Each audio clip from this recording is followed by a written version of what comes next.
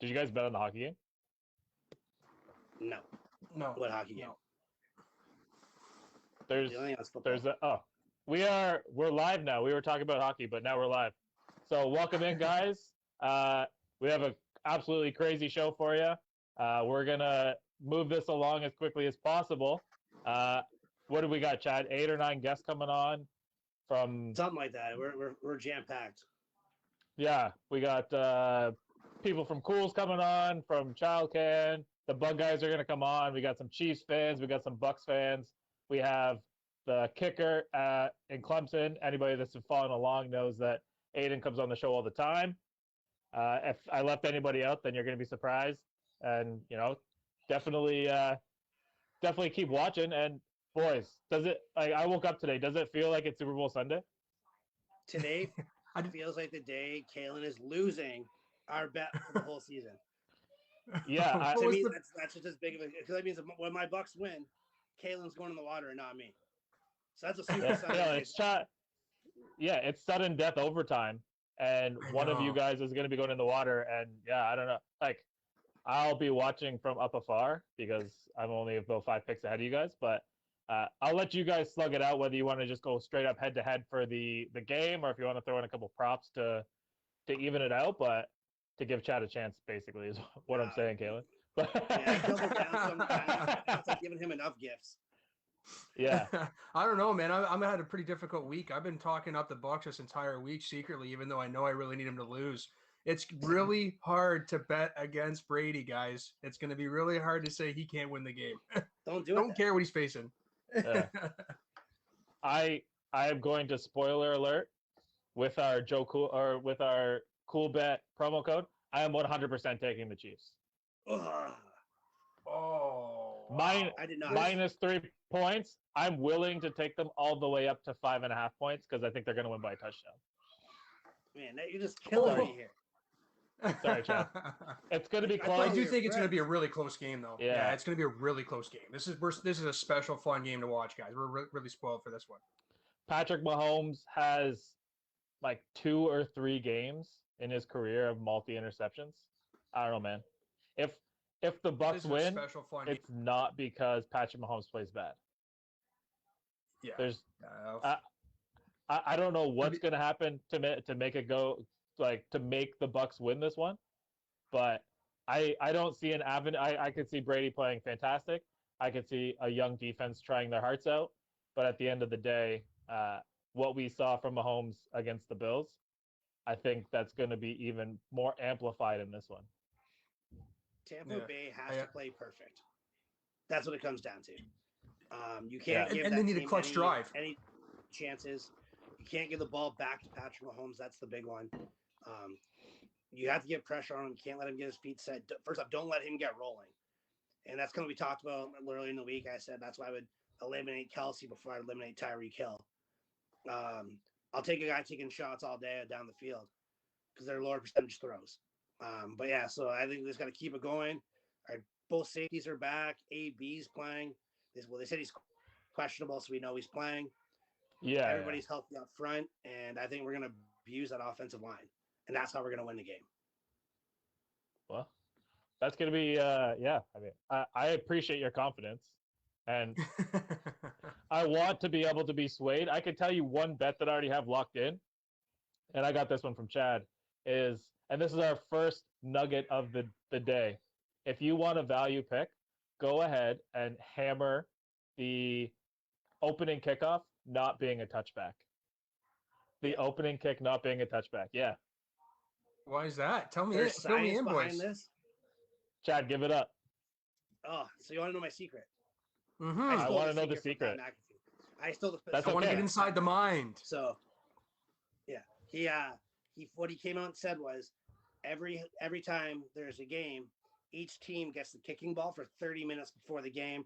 They can shave it down. They can hit it with a hammer. They can beat it up, get the air distributed through it, and get it how they like it. But on Super Bowl Sunday, they pulled the ball out of the bag and was like, here you go kick this.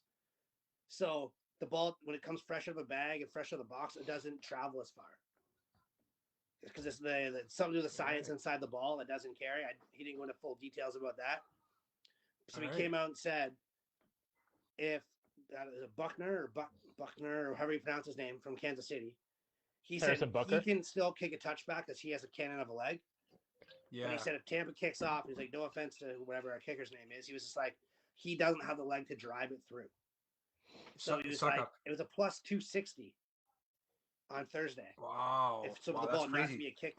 So he's like, for the odds that they are, he said it's worth it to put even a small bet down on it. Your return's so much higher.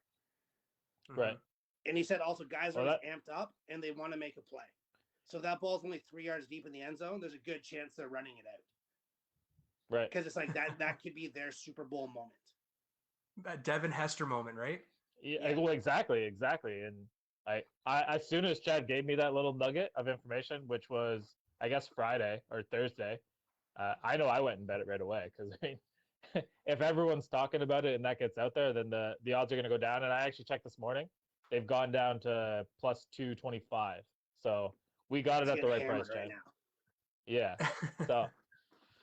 So yeah, I mean, if the opening kickoff doesn't end in a touchback, you're going to see some smiling faces on this show at least. Yeah, absolutely. Did you guys see the interview with Tony Dungy when they talked about the Devin Hester return? No.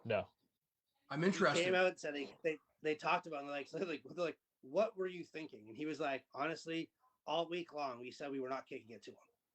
He's like, that morning he watched a movie. I don't remember which one it was, but like it got him jacked up.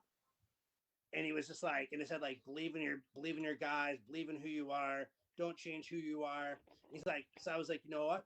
We're kicking this thing. He's like, and I look back on it, and I made a really big mistake. Watching the wrong movie at the wrong time. Wow. Yeah. The day before the bowl. You know, what point where you're like, I'm going to kick the ball to the most dynamic kick returner probably has ever lived. And that guy was hot that year. I think he ran back 6 or 7 that year alone. Yeah. Unbelievable. Like, what an unbelievable talent that guy was. And to be able to continue his career the way he did. With Hall of Fame weekend is happening, they announced the guys in. Do you think Devin Hester can get into the Hall of Fame? No. Just because he's a returner? Yeah, they don't really have a wing in there for what he did. I mean, like a guy like Deion Sanders isn't in because he was such a dynamic kick returner. It's because he was a shutdown corner. And I guess comparing Devin Hester to Deion Sanders, maybe that was an unfair comparison on my part. But I mean, there's no precedent to support something like that. I mean, he would have to be the first person of his type, like a kick returner or punt returner, to get in like that. Because there is a punter and a kicker in there. Well, yeah. And I mean, a punter and a kicker would affect the game a little bit more. I mean, I would fully believe that a guy like Adam Vinatieri is going to be a Hall of Famer. But a guy like Devin Hester, who didn't really contribute in any kind of an offensive way, and maybe would have contributed in a defensive way if he ever got the opportunity to, was never really given that opportunity, because why would you want your weapon like that to get hurt? Yeah. So, I'm on the other end. I think he took over games, changed games, and he flipped the field a lot of times. And he was a weapon back there, and he made teams like game plan for him, right? And it made kicking the ball down much harder. If you made a mistake, it's going back to the house. I don't know if you guys saw it. We had someone asked Chad about Rondé Barber. That popped up on my phone. John Hudson, you are a scumbag. That'll get him going. That's gonna get him going. Yeah, Chad, talk to us. We can touch on Hall of Fame a little bit later before I take over this show, because we only have a couple hours, and I have more than a couple hours worth of arguments for this one. But yeah, no, like John Lynch got in, which is awesome as a Buccaneers fan. But I think I've said this over and over again. I don't think John Lynch was a Hall of Fame player, especially when you put him compared to who we had on that team. We had Warren Sapp, we had Derek Brooks, we had Rondé, and I don't think John Lynch was the deciding factor there. He certainly didn't stand out in Denver. No, he was just his name. Mm-hmm, right. And he didn't change games, right? So it's kind of where I'm on the fence about where, as far as Rondé, without getting too much into it, no one has done what he's done as far as playing corner. With the interceptions, the sacks, the tackles. And he scored. I think he had 9 touchdowns too. So I think it's an significant absolute touchdowns too. embarrassment that he's not in the Hall of Fame. And I'm just going to leave it there. Right. Well, I just make everybody yeah. Well, I feel mean, at least Michigan prodigy Charles Woodson got in. when I saw Woodson, Yeah. I knew Rondé wasn't. I knew that right away. Yeah. I was happy That was for Alan Faneca. I mean, not necessarily a sexy pick, and I mean the guy's been on the ballot a few times now. But Yeah. when he was a Steeler, and he did play for the Jets, and he played for the Cardinals in the latter years. But when that guy was a Steeler, like they were dominant. Yeah, I mean, if you're a true football fan, you understand the importance of an offensive line, and Alan Faneca was a really damn good player. So yeah, it's good to see him finally getting in there. Going back quickly to the Hester thing, I just don't think that he's ever going to get an opportunity to make the list, because we make the list, maybe he's not going to make the Hall of Fame. He's just in a tough time. The offense has exploded, and everybody, like, an example there is Calvin Johnson getting in on the first ballot there. Hell of a wide receiver. There's a lot I'll of get a people beer if that I disappear for a sec. yeah, there's a lot of people that have not made it that are really deserving. And Calvin Johnson, don't get me wrong, he's definitely a Hall of Famer, but I think it's crazy that he gets in on the first ballot there. But I think that's an example of where the offenses have completely exploded, and now everybody looks to that type of stat line, and that's really going to get you in. Yeah, no, I'm all about Calvin getting in. Like, I like the pick. Yeah, he did what Detroit needed. Unfortunately, once again, Detroit's where players go to die, and they finally did something about it and shipped out Matt Stafford. He was the most dominant player on the field in every game. He was supposed to be a Buck, actually, Randall. It's a funny story. He was not supposed to be a Lion, and they drafted the 2 receivers in a row who were busts, and there ain't no reason to be drafting a receiver at 3. They just drafted Carlos Rogers and Mike Williams, and they picked one. You keep Carlos Rogers' name out of your mouth. Is it Carlos or was it Charles? I don't remember. Either Charles way. Rogers, sorry. Yeah, he was a great college player, but that's where that story he ends. was. He was, yeah. Yes. But yeah, so realistically, in theory, they had no business drafting a receiver, and he would have been in Tampa. Yeah. And Well, I can't unfortunately, pass we know up an how it animal. played out for Tampa. Yeah, well, I mean, they had, Did you guys draft a kicker that year? Fuck! Don't start with me, Kalen. You'll get knocked on lava on the ground. Jeez. Oh, big playoff talk from the guy that has they hadn't won a playoff game in 18 years until this year. But hey, this year's all that matters, and I am happy for you that you get to be in the Super Bowl. I am a little bit disappointed that we don't get to watch it together, because I think we've been on like a pretty good tear of Super Bowls in the same house. I mean, probably like 8. You think, Chad? Since 7 or 8? I've known you, I think we haven't. I don't think we've missed one since I've known you. So yeah, I'd say 7, 8, 9 years, somewhere in there.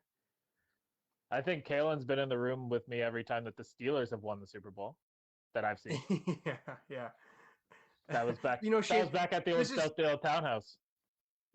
It's not often that Shane shows his emotions, and it's only during football that Shane says, oh, "I miss you guys." Well, I do miss you guys. You know. Yeah.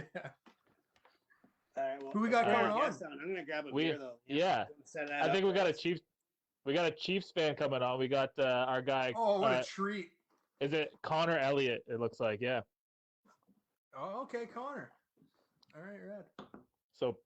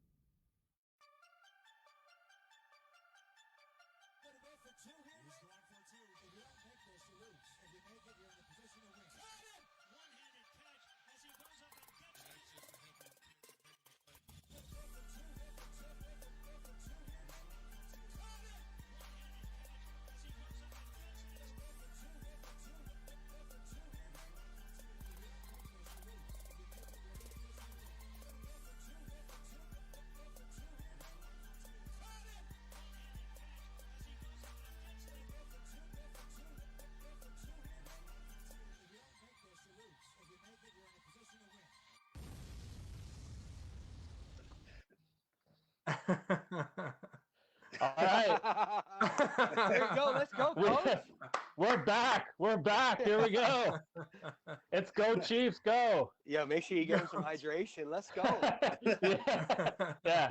Sorry, I'm back. I'm back all the way from Tampa. There, I had to go make a little appearance. Hey, But you gotta make- welcome in, Connor. We appreciate you coming on, taking some time out of the tailgate, which probably No feels a little worries. bit different. Unfortunately, yeah, it's Yeah. virtual tailgate, if you will. And Oh, what's up, we have Rosie? we have the dogs and everything. So obviously you are a Buccaneers fan. Absolutely not. So Absolutely not. Connor, what's your team going to bring to the Bucks today? I think you're gonna get the Andy Reid and the Patrick Mahomes, the classic. Like those boys are they're just gonna have fun. The biggest thing with them all year is they've been having fun. You don't ever, you see them go down and you see them, have these little moments of adversity. They start off slow every single game. It's agonizing to watch. Right. And sometimes watching that defense is even worse. Trying to watch them stop the run is terrifying, but they always seem to have fun.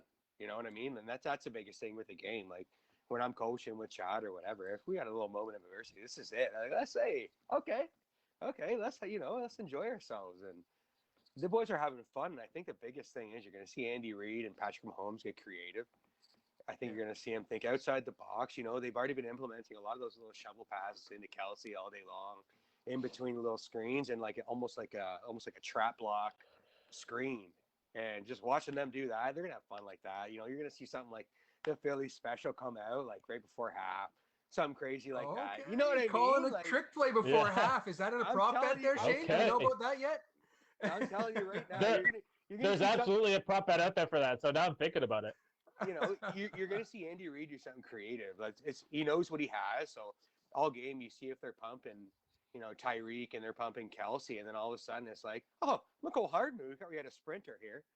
Do something crazy Yeah. like that. Get someone throwing the ball out the backfield or something like that. I think Andy Reid's creative enough, and he's been here enough times to know that he knows what he needs to do, and especially against Tom.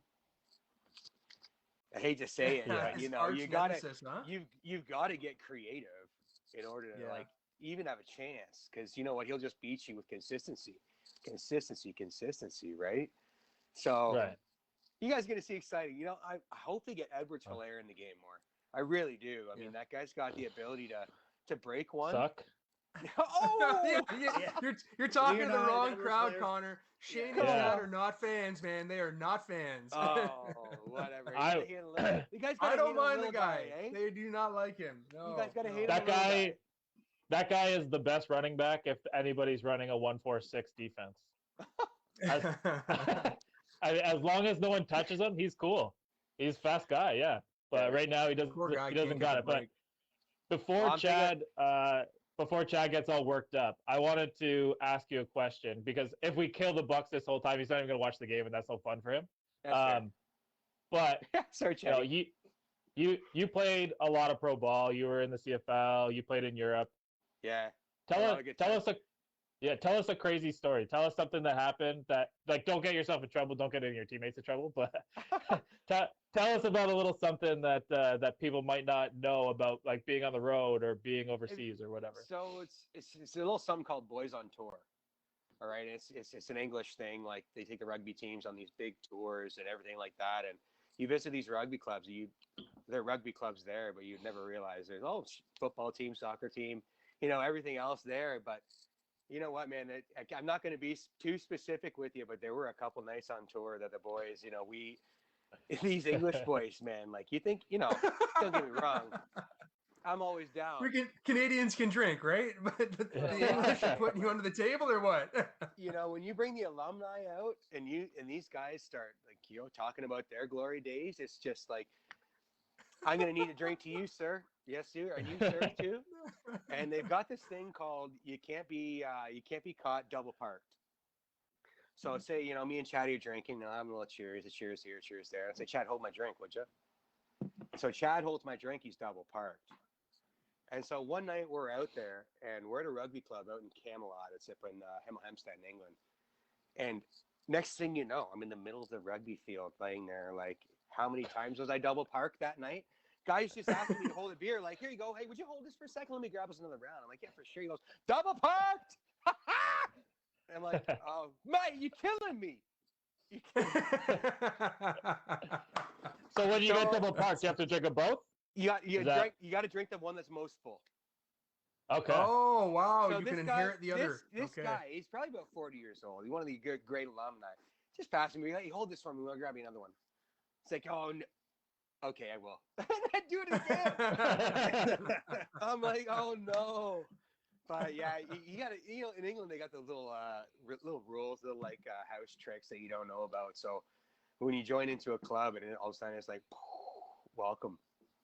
So you'll never see me holding 2 drinks in my hands ever again. That's for sure. One will be in my. I've seen you with 2 drinks in your hands more than once. One will be balanced on my hat here. It'll be like, anything can be in double fire. That's a nice hat you got there. Hey, I got to thank my lady Laura. She won the one of the first draws there, so I had to claim something from it. So lovely. Smart, yeah. Good thing Thanks these for are supporting the team. one size fits all, right? So. Yeah, exactly. Always repping the brand. Cranium like yours. Hey, listen, I posted one earlier. Had her shirt on. I had the sweatshirt on, but it's a bit svelte on me, if you will. So I didn't think that was appropriate for your viewers. Yeah, our viewers can take a lot. Don't worry. Yeah. Hey. Okay. Yeah, they can handle it. It's all good. We said some things about what Derek Henry's or Josh Norman's wife does to him when he gets home. So. You can say whatever you want. Yeah. We'll just put that one back in the treasure chest. Yeah. Go check out week's 5 episode if you need to see that. But yeah. Another question that I want to ask you is because you do have a little bit of a bias in this game, as we can tell a little bit. That's fair. Do you think that the opening kickoff is going to be a touchback or nah? You know what? It depends on the toss. I was listening to Chad's science. I didn't realize Chaddy had that much chemistry degree, but my man. Neither did any of my teachers. Hey, a PSI is a pounds per square inch, and he's I don't know. I love Chad's theory of this box coming out of special, or this ball coming out of special box, and like just having to kick a rock in the middle of the rain. I'm hoping it rains today. But yeah, it sounds like it's going to be right. Oh, sorry. There, got excited. I get verbal. I talk a lot with my hands. That's okay. But yeah, I think if it's Bucker that comes into it and they pull this ball out of the Pandora's box there, I think he's just going to chunk one up nice and high and let the boys chase down. So yeah, I'm pumped. I think it's a good one to go. I'm going with Chatty. Chatty never does me wrong. He's wearing a Jim Bob Race alumni sweater right now. Like, what can you do? It's on the Super Bowl right now, and he's got the cool supporting. I love it. You have to with Jim Bob, so call some of the old boys out, and we'll take care of it for you. So. Hey, that's okay. Just as long as you don't take care. As long as you don't take care of me. Yeah. Right. Throw you down the stairs just like little times. Well, hey, your days of that are over because I hear that you have a daughter on the way. I do. Yeah, we. Congrats, man. Congrats. Yeah. Thank you. Yeah, Laura and I were really excited about it, and I was hoping for a nice little linebacker, little grizzly little animal, but hey, I'm okay with anything. I'm just blessed with a happy child, and man, we're Icebox was a linebacker and Little Giants. Hey, yeah. That's true. That's the truth. Anything can happen in 2021. I'm not going to complain. Speaking from experience, Connor, man, having a daughter is not a bad thing, man. It's awesome. Hey, I'm not complaining. As long as she's healthy, I'm healthy, and that's all that matters. Mom's healthy, we're good. No doubt. Well, you got 1 minute, Connor. Give us a final thought on why Chad's heart's going to be broken at the end of today. All right, I'll tell you what. You guys are not going to have the defensive resource. You got the front four, okay? Bringing it all day, I get that, but Mahomes, you cannot keep that dude in a pocket, and that's what you guys are. You force the pocket, Mahomes goes out. And then you got Kelsey and Hill on the rollout all day long. Playing scramble coverage as a DB is not fun. Is Winfield back? Do we know? Yes. On a bad wheel. Let me know. I'm throwing at him all day.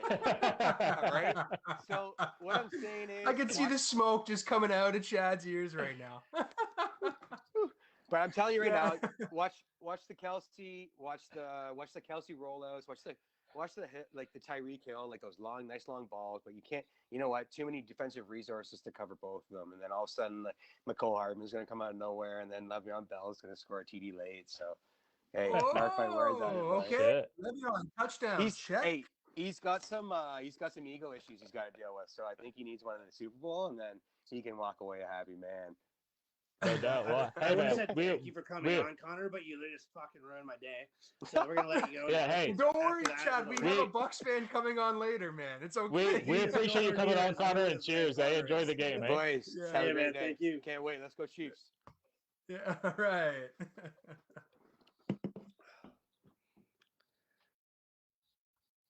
Okay. Are we on break? Or All right, are we wait. Yeah, no, Connor was awesome. That's great energy to get. Like, I thought that I needed an extra coffee today, but I didn't actually need it. I just needed to talk to Connor. He got us all fired up for the next guest. I know that we have certainly got Chad fired up. yeah, Yeah. we got I thought that guy was gonna we got shotgun a beer KJ. like Stone Cold. That's what I thought was gonna happen. I think if we gave him another minute, he would have. But that guy's drinking Bush lattes. It's only like 1:00. If that guy starts shotgunning beers, he's missing the game. Oh man. Oh, that's true. Yeah. I loved how I had him scheduled like for the end of a show, and he was like, "Hey man, and like I gotta go early." He's like, "I gotta start this thing now," and I was like, "Oh, all right then." Yeah, he already couldn't hold his camera in place. So hey, I'm excited for that guy. I feel even better about I haven't bet the Chiefs yet, and I'm gonna tell you why. So our friends at CoolBet, what they're doing today is if you bet the game live, they're gonna boost your bet by 25%. So right Excuse after me? the opening kickoff, yeah, they're gonna boost your bet by 25%, right off the hop. So right after the game is kicked off, and there's no touchback, I'm gonna go and hammer the Chiefs. Wow, all that's right. gonna be a hell of a start. Man, So it's my a real buddy fun messaged me partnership. today to get the discount code all set up, and then he just shows me a screenshot dumping 400 on the Chiefs. Like, as if he's proud of himself. Like, I love it. Like, I walked him through how to get his deposit all matched. And he's like, "All right, man, my bet's placed. Thanks." We'll drop 400 on the Chiefs. Yeah. Well, there you go. That's a bad friend right there. Who was it? It was Tim that cucked you, right? That's what it was? Yeah. Yeah.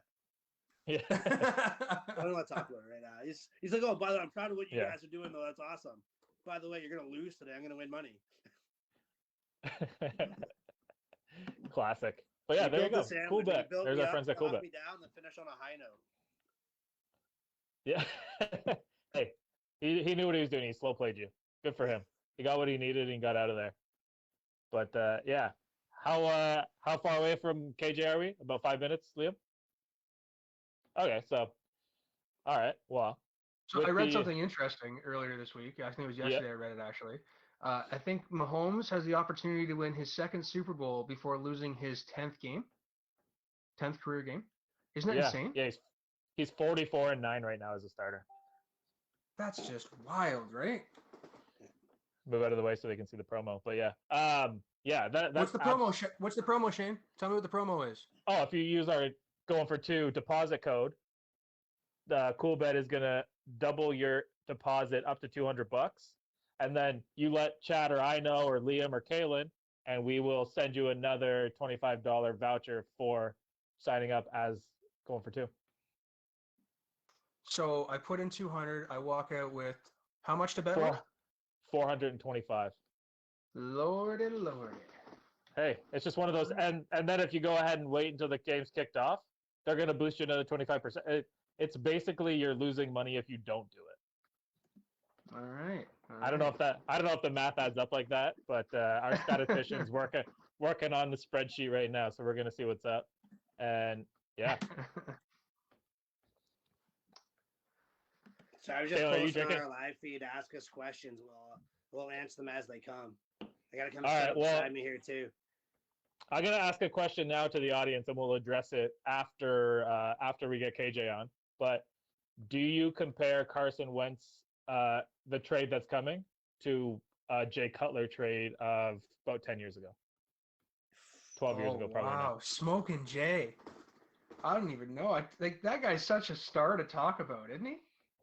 Well, hey, I love does it love not Jay feel? Cutler.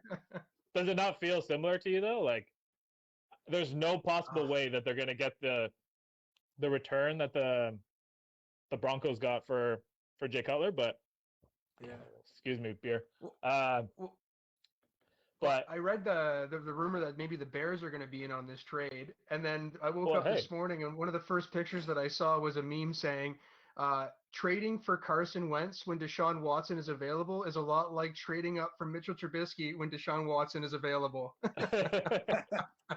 yeah, that's not wrong.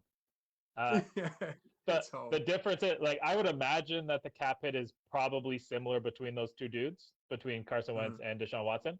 But is Deshaun Watson worth potentially the extra first-round pick and second-round pick? And I'm gonna answer my own question, and I'm gonna let you guys answer. Like I said, we're gonna take questions after KJ. But yeah, absolutely, I love Carson Wentz, but I'm not giving up 2 first-round picks, a third-round pick, potentially Mitchell Trubisky in return, and like eating $100 million of his contract. Seems like there's a lot. The knock on both of them is that they both extend plays too long and they both get sacked.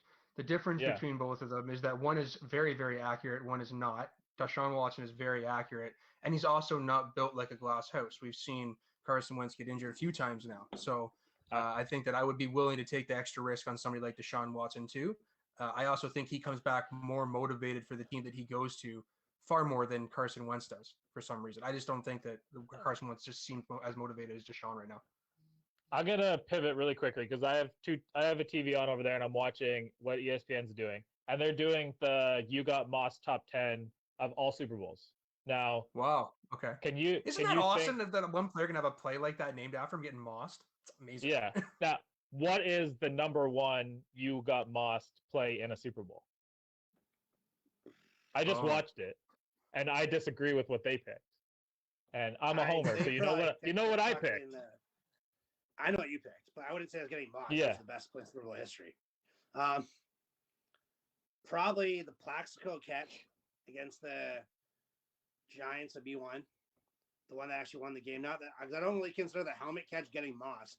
I'm sure that's what they put it as. That was number one. They just gave that up as number one on there. That's so ridiculous. I would say the Plaxico catch is more getting mossed, but he jumped over the guy. Right. But yeah, no. Other than that, no. I think I'd be willing to argue. Antonio Holmes playing the end zones. That's what should. That's it. That was number 2. That's exactly what I think it is. Corner of the end zone, tippy toe play, only your hands on the ball. That's pure moss. Yeah, that's you getting mossed, riced, Johnson, like Chris every top. You name every top receiver that you can think of. That's you getting all of those. Yeah. Another Ohio State product. Chad, you're putting out an image today, I think I saw, where it's like all the defensive players of the year are all Ohio State Bucks. 4 of the last 5 defensive players of the year came from Ohio State. Holy 2 of their names was Bosa. So are they defensive U or what? Screw DBU, linebacker U. They're just defensive U, I guess, right? Yeah. Hey, they get the animals down there to like that want to fight through this stuff, and these guys that go to Ohio State, they generally don't transfer out. It's kind of like Alabama, and you go there, you wait for your turn. It went Joey Bosa, Nick Bosa, Chase Young. Like as a Big Ten quarterback, and I know we're a minute away from bringing KJ on. As a Big Ten quarterback, man, I would transfer. Those aren't the guys that you want to play. Like, understandably, you don't want to go to the SEC, but go to the Big 12 or something and just light the lamp. Go to the MAC. Yeah, Big 12 is really a real fun dance to go and play in for sure. Yeah. As a Big 12, like as a player who likes Texas, Big 12 is brutal. Yeah, well, I mean, they play 7 on 7. So who we got coming up next? We got KJ back. KJ, my man. All right. So, a couple talking points I have for KJ is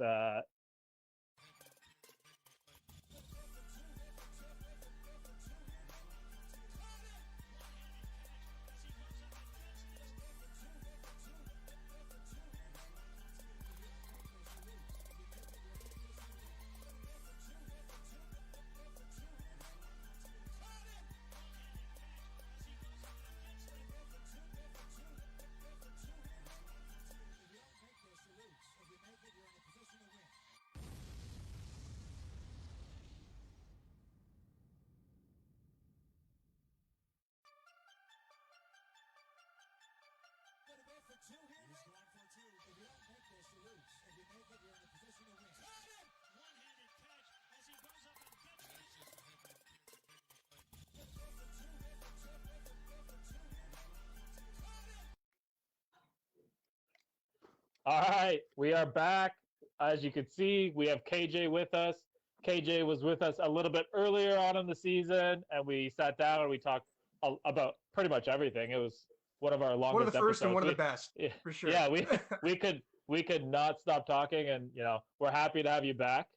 For anybody that doesn't know KJ, just give us a quick rundown. You run everything football related that's north of the border, right? Pretty much. Yeah, pretty much. You're the CFL commissioner, and no, not yet. But no, I've been lucky to be blessed with being with London Junior Mustangs, the vice president there, and things are we're waiting for COVID to kind of settle, and as I know, Chad is waiting for his hopefully we get the Beefeaters back on the field, and I've been running the my Air Cage Ass Communications. We have the Madden Challenge, the Madden tournaments going on. We got to get you in it, Kalen. Looking forward to seeing you. I know.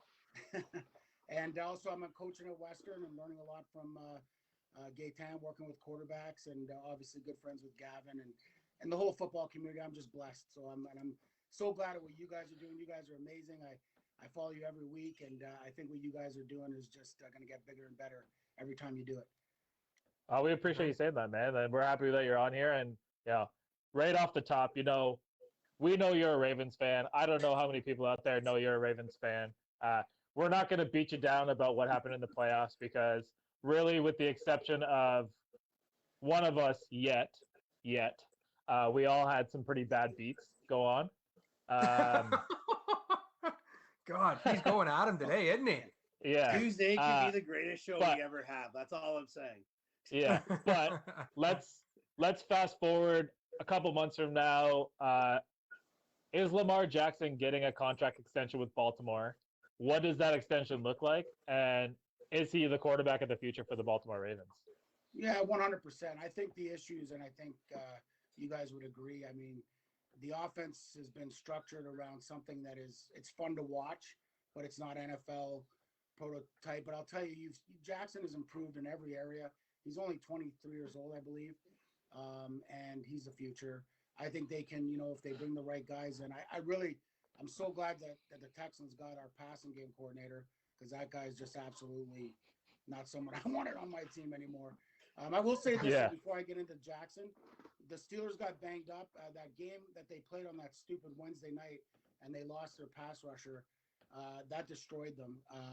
And then the Titans, I thought they were gonna beat the Ravens, to be honest with you. But the Ravens got that elusive win for Jackson, and I think that proves to everyone that the kid can play, and he's just got to find a way to get the proper coaching. They got to find the way to teach this guy to throw the football, I think, and then everything's going to be okay. And then of course I'm happy for my man. The Buccaneers are in the Super Bowl, so I'll tell you this though. I mean, if we don't, you guys aren't going to get mad at me here, but I really think that the NFL has turned into the WWE. And I think Tom Brady was going to win this at the beginning of the year. I said it, and here he is. So it'll be interesting to see today what happens. But no, as far as the Ravens, I think he gets a max deal, guys, and I think they just gotta trust the process with him. I think he's a lot better than what people think. I gotta jump in for a second.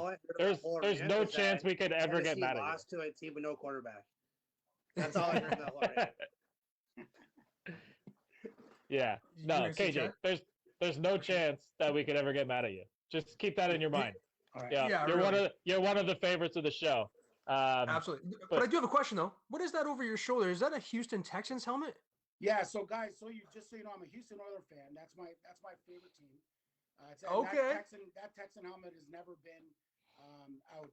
They were talking about releasing that when they first brought the Texans back. So I was kind of jumping around. I was a Jaguar fan. Then I became a Ravens fan.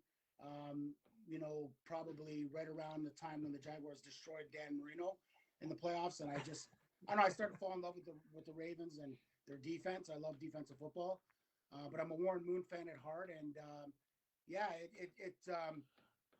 reason why I'm not a Houston fan today, they're my second team. They were up until what they've done to Deshaun Watson and J.J. Watt over the last year. I no longer will support this team. They're my Madden team in my franchise, so it's just the way it worked out. Usually I use the Ravens, but on our draw, I ended up with the Texans. But yeah, so I'm a Houston Oilers fan. Tough draw. That's where all that comes from. We just moved into our new place, so I'll have my Ravens and Michael Jordan stuff going up for you guys next time we do a show. But I'm a Houston Oilers fan, guys, and it crushed me to lose my team. And as I'm sure you can imagine what that would be like to lose a team like that. And I gained a team, man, out of it. yeah, and then Montreal Expos were my baseball team, so I just have no luck, guys. When it comes to Oh sports. my gosh. Do Damn. me a favor, never become a Buccaneers fan. Yeah, coming from all angles. Dad, you don't ever have to worry about me being a Buccaneers fan, except for Yeah, my you're wife, like- a Brady fan. So I guess I can say what I do in the house. Yeah. Well, you also said you were a Jaguars fan, and I heard that they're talking about moving to London, England. So you have the hex on you. So, No, so Yeah, that's right. guys, so let me tell you what happened. So I was a Jaguars fan. I got kind of disappointed with the way they handled kind of some of the players. I'm a weird guy that way, and since my teams leave, I thought, well, I'm going to jump ship. That's when I jumped to the Ravens, and then with the Houston Texans, when they didn't draft Vince Young, believe it or not, I got really upset, and that's when I kind of said, no, you're my number 2 team. I can't support you guys, even though he was a bust, I guess. Although he had some good years, but I just feel like you can see Houston management right now. I mean, these guys are atrocious. I don't know what they're doing. It makes no sense to me. So, Is it going to be a significant loss for you folks when you lose Judon this year? Because I don't think he's coming back. dude, let him go. I hope he goes to Yeah. the Titans. That's where I hope he goes. The guy is not very good. I think Yeah. we all agree. He's overrated. To be honest with you, I can't stand him. And I don't normally say that about players that I cheer for, even players in the NFL in general, but I just don't like his work ethic. I don't like he's not a leader. And I think he was a big problem for us this year, to be honest. We've got some good young guys behind him. and the Titans are to pass rushers the way that New England is to wide receivers, right? Yeah, pretty much. Pretty much. So I don't know if Jadeveon Clowney's going to play again, but Yeah. No, I think I heard a rumor though that Pittsburgh, could be in the running for who do you think is going to be the quarterback? That's what I wanted to ask you today because I've heard a rumor. So I think that the Steelers are going to extend Roethlisberger for either a year or 2. He won't play both years if they extend it for 2. It'll be 100% for cap space because there's no chance that he plays under his current deal, and the ownership has already come out and said that. But if he could take a lower base salary and extend his contract, then his cap number shrinks significantly, and that's what I could see happening for next year. Next year will be Roethlisberger's last year, and I'm happy that he's coming back for another year because this year I thought was going to be his last year, and me and my wife were going to go down to Pittsburgh, and I was like, I need to see one last Roethlisberger game, and that's my hope is that he comes back because no matter the way that he plays or people are going to always bury that guy. Like that guy's been our quarterback for 18 years, and I'm committed to that. I can't remember a time that he wasn't the quarterback right now. Yeah, and I think Wow. what I've heard, guys, is Huntley. I've heard in some back rooms that possibly, and I know this has not been out there, but that they may try to keep Roethlisberger for 1 more year and try to bring Huntley in from the Ravens. Because now I think the Ravens are going to try to lock him up. They need to because he's really more so than McSorley. But I think that'd be a good place for Huntley to land. Pretty talented kid. Yeah, So absolutely. I don't know if you guys know this. Huntley beat Lamar Jackson in high school. I don't know if you guys knew that. I did not Oh, know really? that. Eh? Yeah. So he's going to want to get out of that room. All right, so we know you do Air Jacks communication and you do lots of Madden tournaments. Do you have a Madden tournament coming up? We've got one. So we just finished our second open. We have a third open coming up at the beginning of March. We're waiting for the MCS. You know what those are, Kellen. The Madden Championship Series was just released, so we couldn't give a date, but it's probably going to be the first weekend of March, and I'll get that out to you guys. I imagine. Are you guys going to keep doing stuff through the off season? I imagine. Oh yeah. Oh yeah, We're going. That hype train's going, KJ, all season long, man.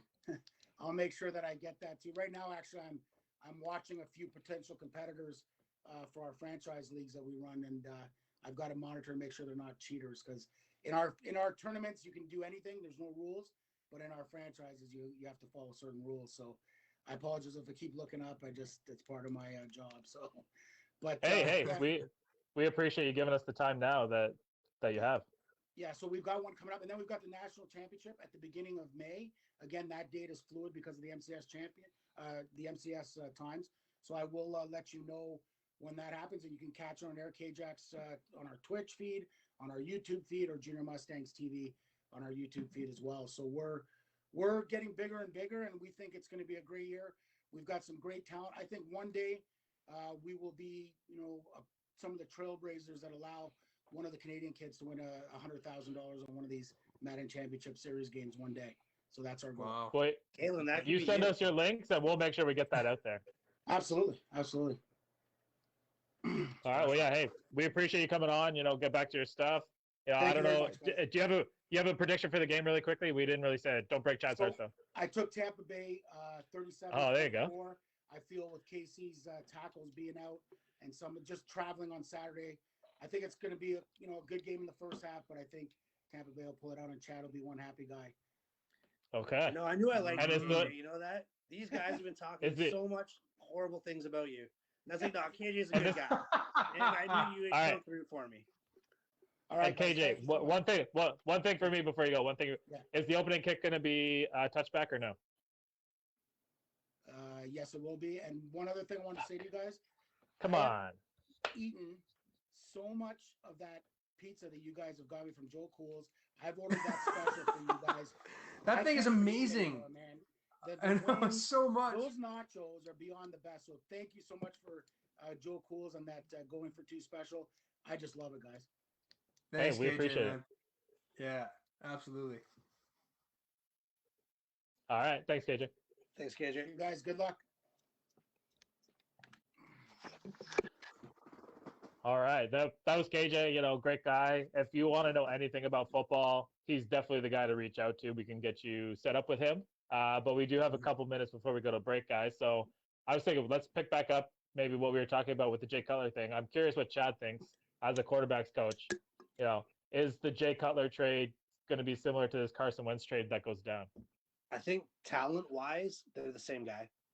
I think Cutler's a bit more gunslinger-ish. Yep. He kind of relied on his arm a bit more. I think Wentz relies on his athletic ability. But I think Wentz isn't done. I think people are ruling him out. Now, depending what the value is coming back for him, I think that's going to be the deal. If you're giving up 2 for Stafford, I think the price has to be higher for Wentz, just due to the age. His ceiling is still significantly higher, I think. He was in the MVP talk a year and a half ago. People keep forgetting that, right? He's been banged up.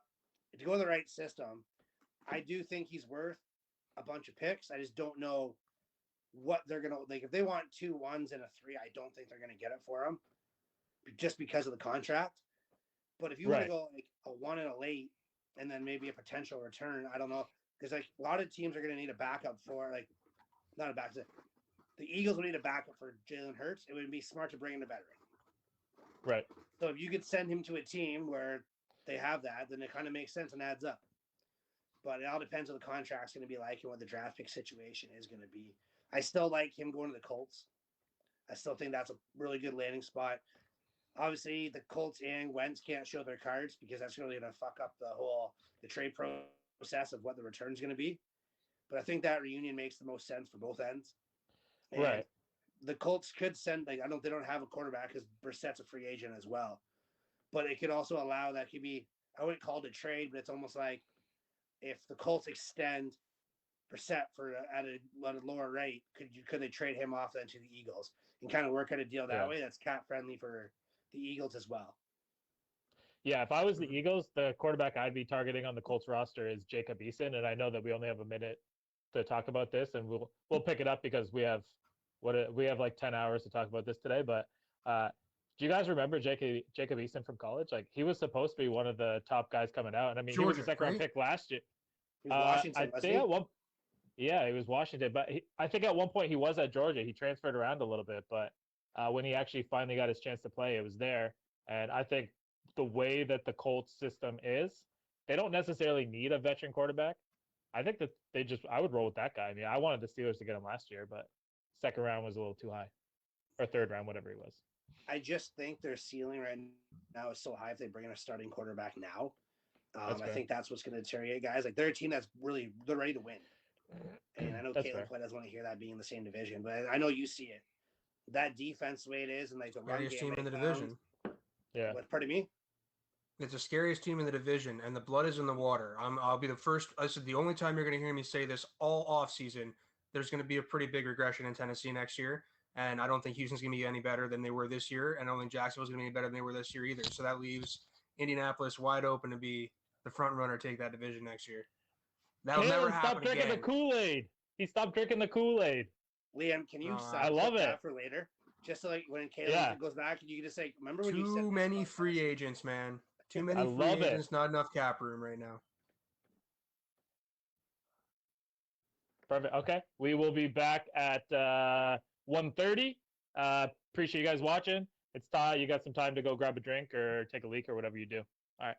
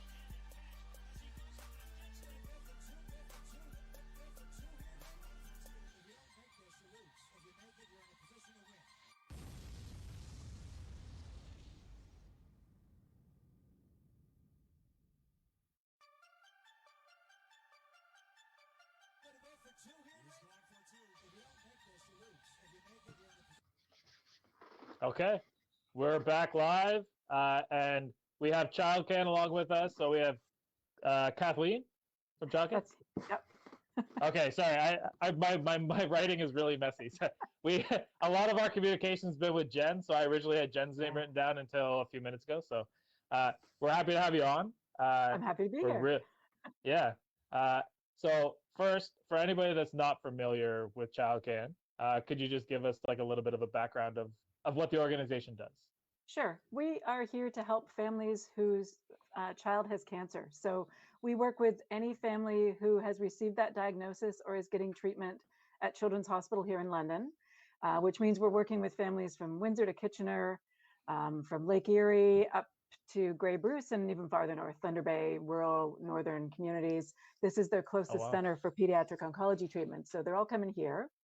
And as you can imagine, it's pretty devastating to hear that your child has cancer. So we are here to provide support in pretty much any way we can. We help financially, we help with parking passes, with travel, even with like medical expenses, household bills, whatever the family might need that will help them out. We also help with emotional support. We have a family support worker here in London and also at Windsor Regional Hospital, where there's a satellite clinic, who talk with the families and are there to answer questions and really provide a shoulder to lean on and an ear to listen.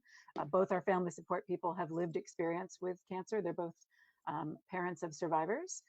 We also provide social support. So not this year, but most years we would have taken all the kids to Canada's Wonderland in the summer. We have holiday parties and just various get-togethers so that they have some time just to be kids. And then we also support research. So hopefully to get us closer to a cure or to get us closer to better treatments. So in a nutshell, we're really trying to do whatever we can to make that journey a little bit easier because it's a pretty tough go. Right. And I mean, it's a fantastic organization. It was one of the first, as soon as we came across your organization, we knew that automatically we were going to pair up, and we reached out to Jennifer right away. One of the things that drew our attention was the polar dip. And for anybody that's been watching the show all year, they know that we've had our contest for whoever gets the most picks wrong this year is going in. Now, right now, we are in a dead tie between Chad and Kaylin. And it comes down to the Super Bowl, which we couldn't have planned that out any better. It feels like a scripted movie, but we didn't actually plan it out. They're just that bad at picking.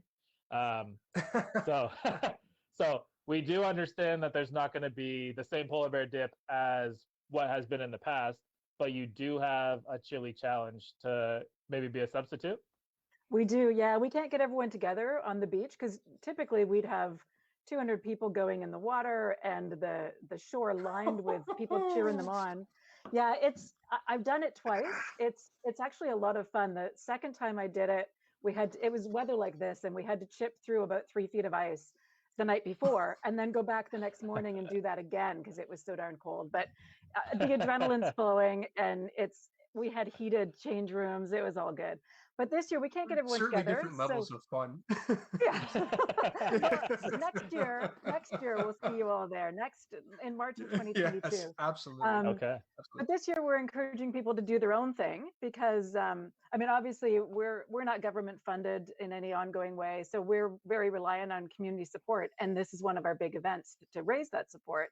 So we're trying to get people to do their own thing this year, whether that's jumping from their hot tub into a snowbank or getting their kids to bury them in the snow, maybe going tobogganing in their shorts or doing some snow angels, whatever you might want to do. My kid's watching this. My wife's going to have ideas for me to be doing tobogganing in the snow later. Oh my gosh. Very good. Very good. Just stay away from those dangerous hills with the ramps.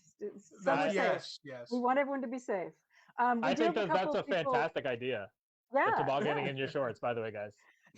We do have a couple people that are saying they're going to go in the lake. I think the lake's probably pretty frozen right now, but anyone can participate up until March 6th. We've got a site where they can come and register at childcan.com/chili, as in not the food chili that you guys will all be eating later today, but CHILLY.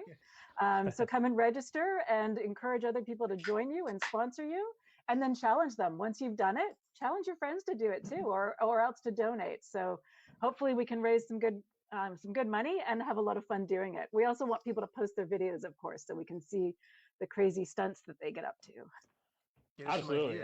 And anybody that posts their video, we are more than willing to share it on any of our pages as well. And I know that between these two guys, one of them's going to be doing something.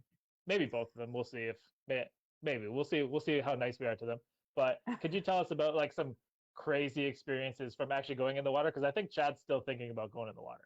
I'll go. Okay. Well, when we do it, like I said, we're chipping through the ice, and then we have like a team of EMS workers there. So we want everyone to be super safe. But we've had among the 200 people, we've had, I don't know, like maybe 20, 25 teams, and a lot of them will go in costume.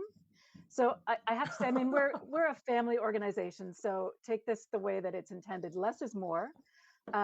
We've had people go in onesies, which is great when you're standing on the beach and you're cold, but when you come out, you're that thing is dragging a wet. big That's wet no good. onesie, and yeah, that can't be pleasant.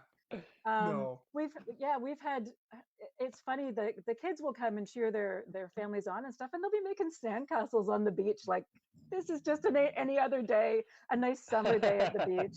But yeah, it is a ton of fun. We have done them down Windsor Way as well, and I can remember just filming them in my phone freezing because it's the wind coming off the water and the ice Wow. cracking, and it's such a fabulous day. It's so good. It's so the attitude and the atmosphere on the beach. I really hope that you guys can do it. And for whoever is going in, bring a crowd of supporters and to cheer you on, and have a bunch of blankets and towels ready for when you come out. Oh, Kathleen, word of you caution. didn't work in sales, did you? Because No, that was not a good no. selling point to go in the lake. Word of caution: whoever's going in the water, wear shoes, because there's ice chunks Oh. in there that you won't know about. Wear shoes. Okay, Oh, that's Lori, a good tip. all right. That's pro tip. Pro Yeah. tip. Yeah, Taylor, write that the down. insider. Yeah, the Yeah. insider's business there, right? That's awesome. Well, yeah, I mean, I know that all the people that are watching our show are going to be supportive. So, like you said, they just go to that page, they can sign up. Now, is that them signing up to give a donation, or is that them signing up to do the actual challenge themselves? To do the challenge themselves and then encourage others to donate. It's like peer-to-peer fundraising. Typical event fundraising is what the site is. So you can create your team. You can do it on your own. The more the merrier. I should also say, for those that are a little fainter of heart, we're having a pajama day too. So that's a little cozier. So that's another event people can sign up for. So there you go. Both, the winner gets the pajama day? Is that what happens here? And then somebody's going to be jumping in the lake. All right. Sure, I guess we got sure. both our parties set up. I'll take pajama day. But yeah, if you want to send us that link, we'll post it through all of our stuff, and we'll make sure that everybody knows about it. And we're definitely gonna post our videos. And I know just the kind of guy that Chad is. Even if the Bucks win today, he's gonna go in the water. So we're definitely gonna have an interesting video for him. But yeah, I want to say thank you for all that you do for the families out there. We we really appreciate it. We've been saving all of our empties for the year, so all of our empty beer cans, they're all in my back bar right now, and we're gonna go take those to the beer store. That's all going to you guys, as well as we were selling our NWO style shirts, and the proceeds were going to Chowcan. So we do have our donations to make. We did make some donations through Facebook. I don't know if they notify you who does it. It doesn't really not the big deal. But the main thing is we want to make sure that the money continues to flow into the organization, because right now, without the social events, I'm sure it's really tough for you guys. So we appreciate what you guys are doing, and keep doing it. Well, thank you very much for your support, and creating awareness helps too. So you guys are maybe a little bit different audience that might not know about us. So it's all good to get the word out, and it's all support for these families and they really need it. So it's great. We really appreciate what you're doing, and I can't wait to see your video. All right. Well, yeah. Anything else we can do in the future, please let us know. Will do. Thank you so much, guys. All right. Thank you. Good luck today. Thank you. Thank Thanks. you. Take care. Bye. Bye.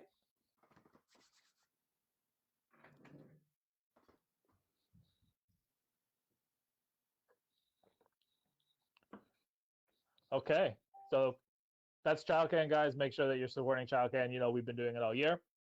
And same thing. I mean, if you wanna donate your empties, I don't think they're taking your empties. You probably have to cash them in and do whatever. But yeah, as everybody's in lockdown, I know some people are doing this dry February thing, which I don't know if anybody knows this, but the Super Bowl is in February, so dry February is kind of difficult. But if yeah.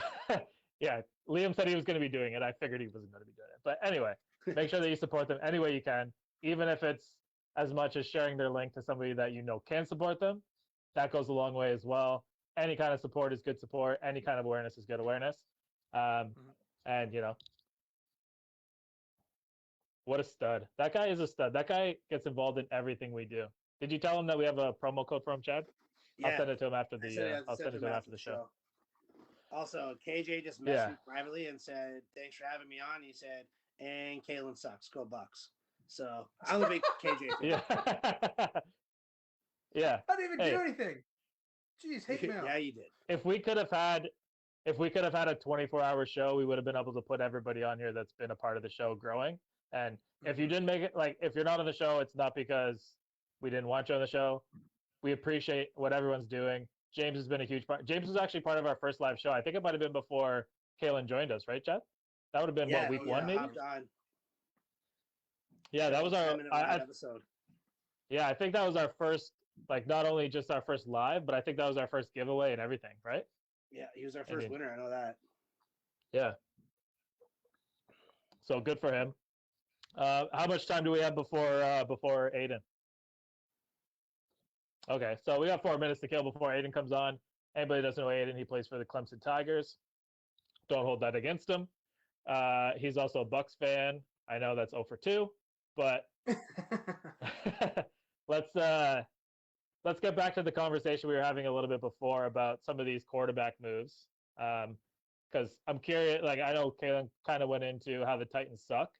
He said something along those lines. That is not what I said. I said Chad, there's going to be a regression. Chad, is that not what you heard? I heard, yeah, my team's going to suck for the next 10 years. Yeah. Yeah, he said the team's going to suck for 10 years, and all he's going to do for those 10 years is order Joe Cool's takeout pizza. And don't worry, guys. We do have Joe Cool's coming on as well, because they were one of the first people to jump in with us, too, and we are happy to do so.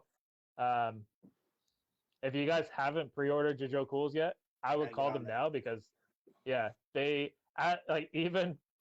gave away, I guess we should announce it on here. I mean, we posted it yesterday, but we gave away a going for 2 football feast to I honestly don't even know his first name. He was my football coach in high school, but he crushed it in posting socials.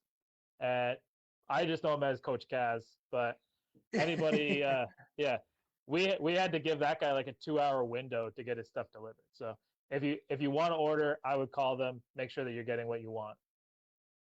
Yeah, and the support there, again, I mean, it was really something special to see an old high school teacher / football coach of ours giving us the support they have been. I understood we had another teacher reach out, say that they were interested in getting some merch too. So it's really cool to be seeing where we're getting all the support from. It's like I mentioned when I shared it on Facebook, it's so many different corners of our lives have reached out just to kind of say, hey, man, really like what you guys are doing. Enjoy just hearing you guys talk once or twice a week or whatever it is. So appreciate all the reaching out for sure and letting us know that we're doing something right. So I reached out to Kaz. And I said, do you have a photo of Kalen playing football? And he full of said, like, I don't even remember who that guy is. He was like, I don't think that guy ever played.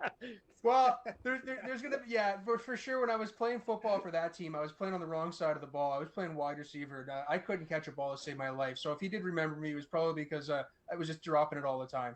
No, I didn't reach out to him. He's currently in our chat saying, my first name is Steve.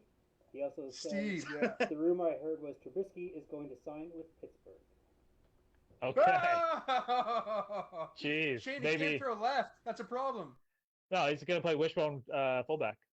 They're gonna have Derek Watt and Mitchell Trubisky as fullbacks, and they're just going to hand the ball to whoever's back there. All right. We got about a minute, and then we're going to go to Aiden, and we're going to do a pause. But anybody that needs to use the washroom, I would use it now, because you're not going to want to miss Aiden. This guy's a Bucks fan. Him and Chad are going to have a bromance on the screen, and I think Kalen and I are just going to end up watching for the most part. So that's what you like to do, right? Just sit in the corner and watch. Shane? This is a live program, sir. Yeah. We just had our charities a charity on here, and you just cannot control yourselves. But I respect save your that hustle. all day just for now. Yeah. All right, we're going to pause. We'll be right back.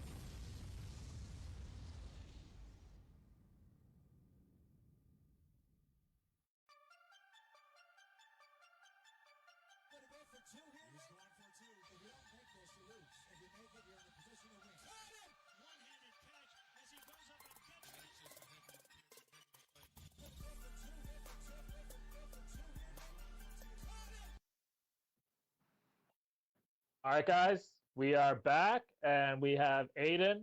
Uh, Anybody that's been paying attention all year, they know who Aiden is. He's been on a couple times. You're punting for Clemson right now, right? Like I know that on the thing you're listed as place kicker, but you're the punter now. Yeah, I do all three. Oh, okay. Whoa. He's our eye of the Triple tiger, threat. if you will, right? All right. So anybody that's been watching again, like I said, Aiden's a Bucks fan. Chad's a Bucks fan. I gotta be honest with you, Aiden. Everybody's been killing the Bucks today, and I feel like I've been leading that train.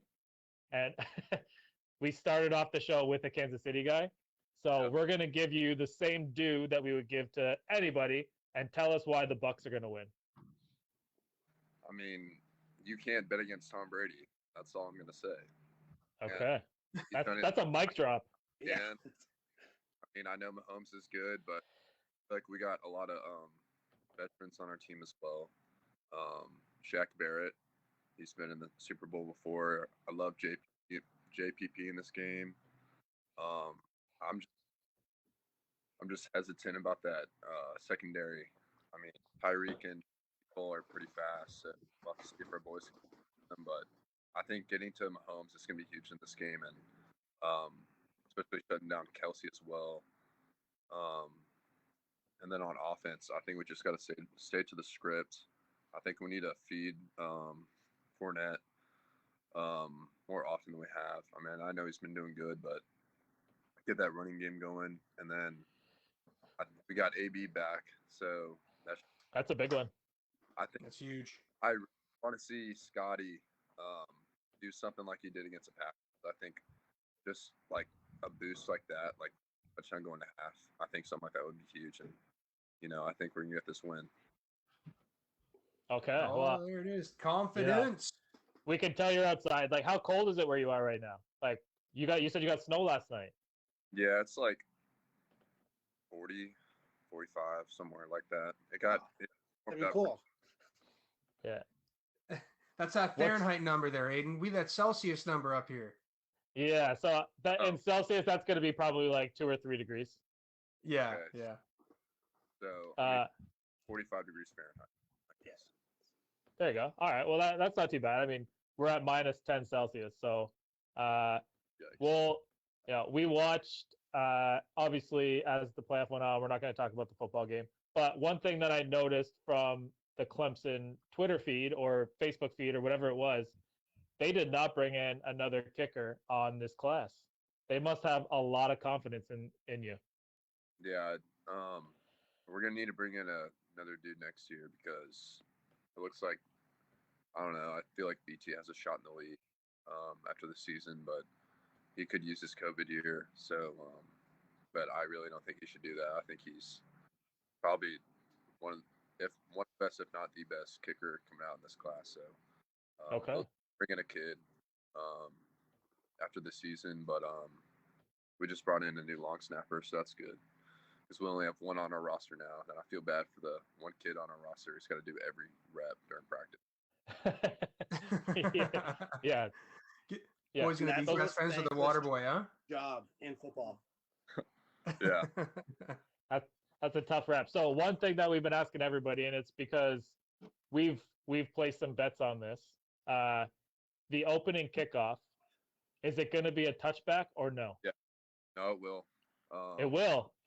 that we lost. Very confident, and that's coming from another place kicker too, just like McAfee. So I think you might I want to know. write that bet down. My I know, gosh, he was quick to answer.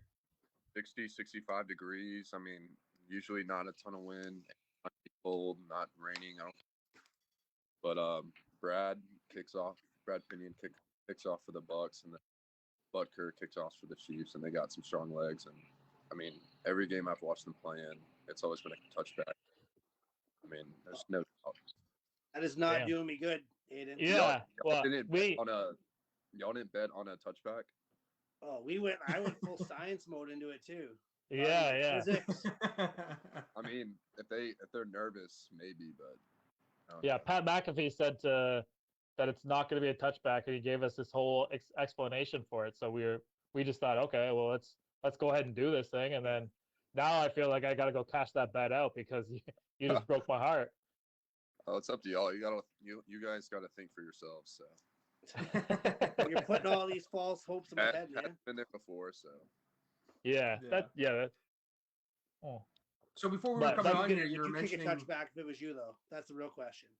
what's that, Oh, Would you kick a touchback if it was you? That's the real question. man? You got the leg, Aiden, or what? I got the leg. I just gotta not not be nervous. I mean, shoot, that's a Super Bowl right there. Yeah. Yeah, this guy's got the leg. Did you not see his punting stats? It was a 50-yarder against was it Georgia Tech or Boston College or something like that? Oh, Pitt. Yeah, that's who it was. Yeah. It's funny. I don't think I've ever heard Shane talk about punters or kickers ever before, unless they're doing incredibly well for his team. But he certainly brought up your stats a few times this season, Aiden. I think you got a real fan over there. I appreciate that. I have an app on my phone that tracks your stats. So every time you do something, it clicks up on my phone, so we know to talk about it on the show. There we go. That's amazing. Yeah, it's a score app, boys. Go look at it. You just got to put a star beside his name, and he's good. That's lovely. That's awesome. Yeah, it's fantastic. So obviously, we know that you're picking the Bucks in the game. Now, I don't know how much you know about our child can pick 'em thing, but between Kalen and Chad, they're tied right now, and Chad's obviously picking the Bucks. Kalen's obviously picking the Chiefs because he has to go against it. But whoever wins that game, the other one has to go into Lake Erie in a couple of weeks. And we just had the lady on that runs it, and she said last year they had to chip off 3 inches of ice just to let them in. Oh man. 3 feet. Okay, yeah, 3 feet. Yeah, 3 feet of ice. Shit, yeah. that's a big difference. That's a big difference. Yeah. Holy cow. Yeah. So is there another bet in this game that we could maybe use to add a little bit of a spice to the game? Aiden, what do you think? Another prop bet we could throw out there? I was with one of my friends last night, and I forgot what it was a bet he was talking about. But I did see Pat McAfee bet on tails for the coin toss. Tails never fails. There we go. So is that what we're gonna do then? Okay. Like tails, so Chad, what do you want there then? I'll give you the opportunity since I think that you're gonna lose today. Man, I don't think I've ever taken heads in my life. You gotta go tails, man. All right. So I guess I'm taking heads then. All right. Aiden spoke. No, I heard that the coin is weighted, man. Is it? Yeah. One other bet that I think might have a chance is Tom Brady to get a rushing touchdown. If they get down to the goal line, he might try and run that thing in. Yeah. Little QB sneak. Oh, okay. Or how many QB sneaks in the game? Okay. How many in the game? All right. I like that. We could do that. How many QB sneaks do you think that Tom Brady's going to have in this game? Enough. One. I mean, dude, one each. One for each team. Okay. Saints. Yeah. Okay. Yeah. So I mean, you're originally from Tampa. Right now, you're in South Carolina because you're in school. Was there something inside of you that wanted to maybe go back to Tampa, or was it just you're going to enjoy the game tonight with the boys, or maybe just by yourself? I don't know. I wish I went back now, but I mean, I got workouts tomorrow morning, so I would have to be back anyways. Don't think I could get out of those, but yeah, we're just gonna. I think we're gonna have a little party going on here, get some food, and just enjoy. Watch the Bucks win this one. So. All right. Well, hey, that's optimistic thinking right now. And right now, it hasn't been the popular opinion, but I respect you guys sticking with your team. And obviously, if it was anybody's favorite team, you gotta roll with it. But I didn't think that the Bucks had it in them to make it this far. They have obviously proved us wrong the entire time. I'll be honest, with the exception of the Saints game, I picked against them in every game as far as the point spread goes. But we'll see how it goes. Tampa Bay is hosting Tampa Bay Super Bowl. Crazy 2020, 2021 year. Tell me who an MVP you think could be that's not Mahomes or Brady.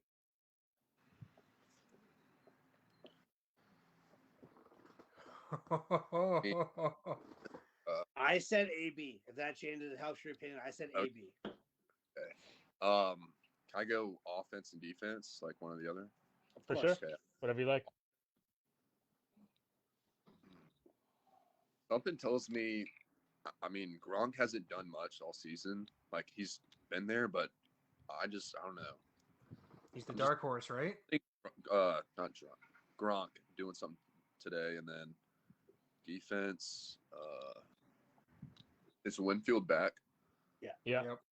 I don't know. I think you're gonna have to give it to Levante or Devin White. They'll be flying around the field, no doubt. Yeah. Banging Yeah. goals. So yeah, either Devin one White, of them I think, on defense is going to be the answer. Yeah. Yeah, absolutely. Mm-hmm. All right. Well, yeah. I mean, we're looking forward to it, and obviously, we are looking forward to continuing to have you on the show, even when, you're too busy to talk to us because you got all these press conferences and whatever to do. When you're about to. But don't forget the little guys when you become the big guy, and don't forget who follows all your stats. I got you. Right. Hey, we appreciate it, man. We're looking forward. Actually, you know what? One question that we didn't even think about. How do you feel about this NCAA football game? Or are you allowed to even talk about it? If you're not allowed to talk about it, we can switch. Wait, what was the question? The NCAA football game that just got reactivated. Oh, dude, I'm hyped. Oh my god, I used to play it like as a kid, and like even sometimes like I bring my 360 back up here and I play it if I get bored on Madden or FIFA or whatnot. So, dude, I love that game so much. Yeah, it's gonna be something crazy, special to be right? playing like your own character, man, kicking the ball around. That's gonna be pretty cool. Yeah, that's gonna be awesome. Yeah. Well, hey man, we appreciate I'll just coming make on. my character in the basement. Yeah. Dude, my character plenty of times before, so.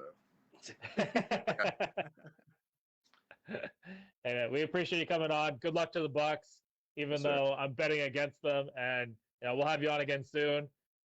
Make sure you make your workout tomorrow. Don't get yourself in trouble.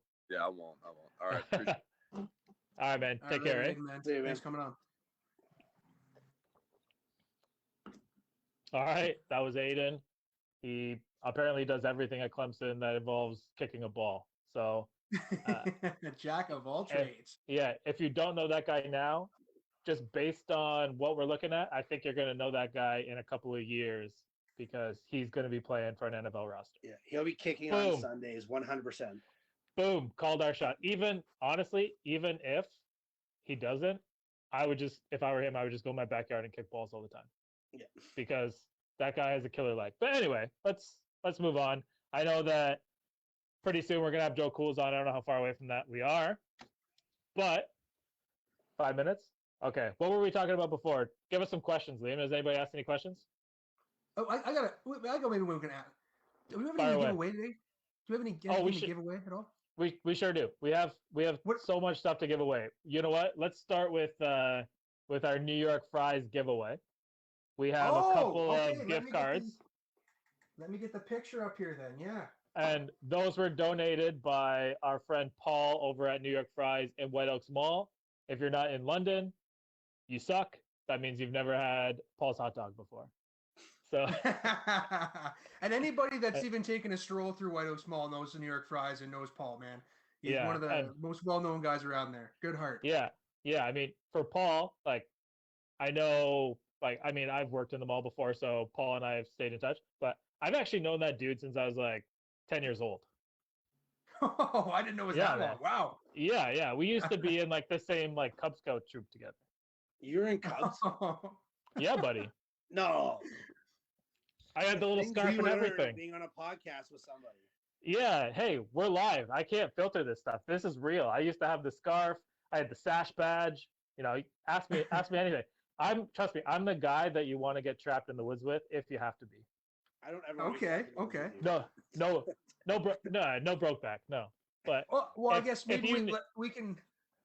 I guess we can use the question that I guess we can use for trivia in order for that giveaway. Then, since you guys were in Cub Scouts together, I guess we could say, what are the leaders called? Do you remember what the leaders are called? I'm obviously not going to say it, but do you remember what it was? Like if you were in your little Cub pack? Of course. All right. So we'll do that. Whoever can put in the chat what the leaders are when you're the name of the Cub group, then we'll get the $25 gift card to go to New York Fries there. Get some poutine. We'll make it easier. What movie does it reference? I don't know. I'll tell you right now, though. I was never a Boy Scout, but I definitely ate a brownie. That's all I'm saying.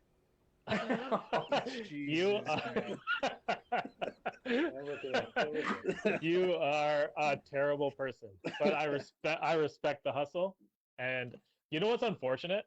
And obviously, whatever. We were almost doing this. Like if everything went according to our plan, we would be sitting in Joe Cool's right now on the upper deck doing this show live. And I say that because I know this is behind me. They're teed up next. Could you imagine how crazy that show would have been? I don't even think we would have had to go live. I think we would have just sat up on the balcony and just screamed over top. The whole place would have been packed. It's an institution, boys, right? Yeah. I worked there for 7-8 years. Like I did all the turkey bowls there. Like those are the funnest days of the year. Like I remember like literally bowling turkeys down the aisleway there on turkey bowls. Super Bowl, they start rolling in around 12 o'clock and people aren't leaving. That place is nuts, and it's sad to say that they can't do that this year. And they've been amazing to us, and like I can't wait to do it there next year and go live, and have guests lined up. They'd be lining up to come on. I think that'd be the issue. Yeah. Hey, as long as they're 6 feet apart, let's do it. Mm-hmm. Could you imagine the heckling though? That if we were there, it'd be fantastic. If there was any Bucks fans in there, I'd be. I just walked right through our video, like didn't care at all. That was the dude that almost took out the whole system. Walked right like we do not use wireless mics, and that guy didn't care. But it would get us Mike Smith on because he's always there, and some of the other just cool London institution. Yeah. Mike Smith. Just beautiful, man. Very generous to us. We've been appreciative of everything that they've done for us. And in about, what is it, Liam? Like 2 minutes, we're gonna have Amy on. All right, well, let's take a quick break, and then we're going to come back, and we're going to talk to Starchy Amy, and we will we'll see how it goes. Looking for that answer in the chat. Looking for the answer in the chat, right? For the giveaway. Yeah.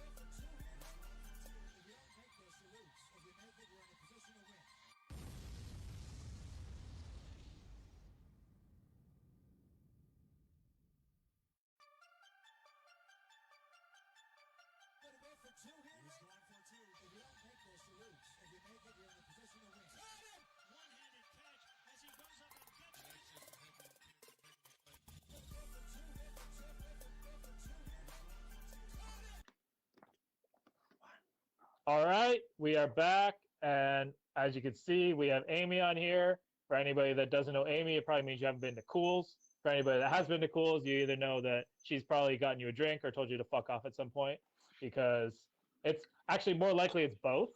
Yes, fair. She's also put my debit number in a couple times. She knows my PIN Yeah, yeah. She may have helped you through a payment process where the tip was above 15%, but she earns it, and we're happy to have you on here, Amy. So obviously you are from Joe Cool's. You've been there for, is it 9 years now, 10 years? No, just 6 years.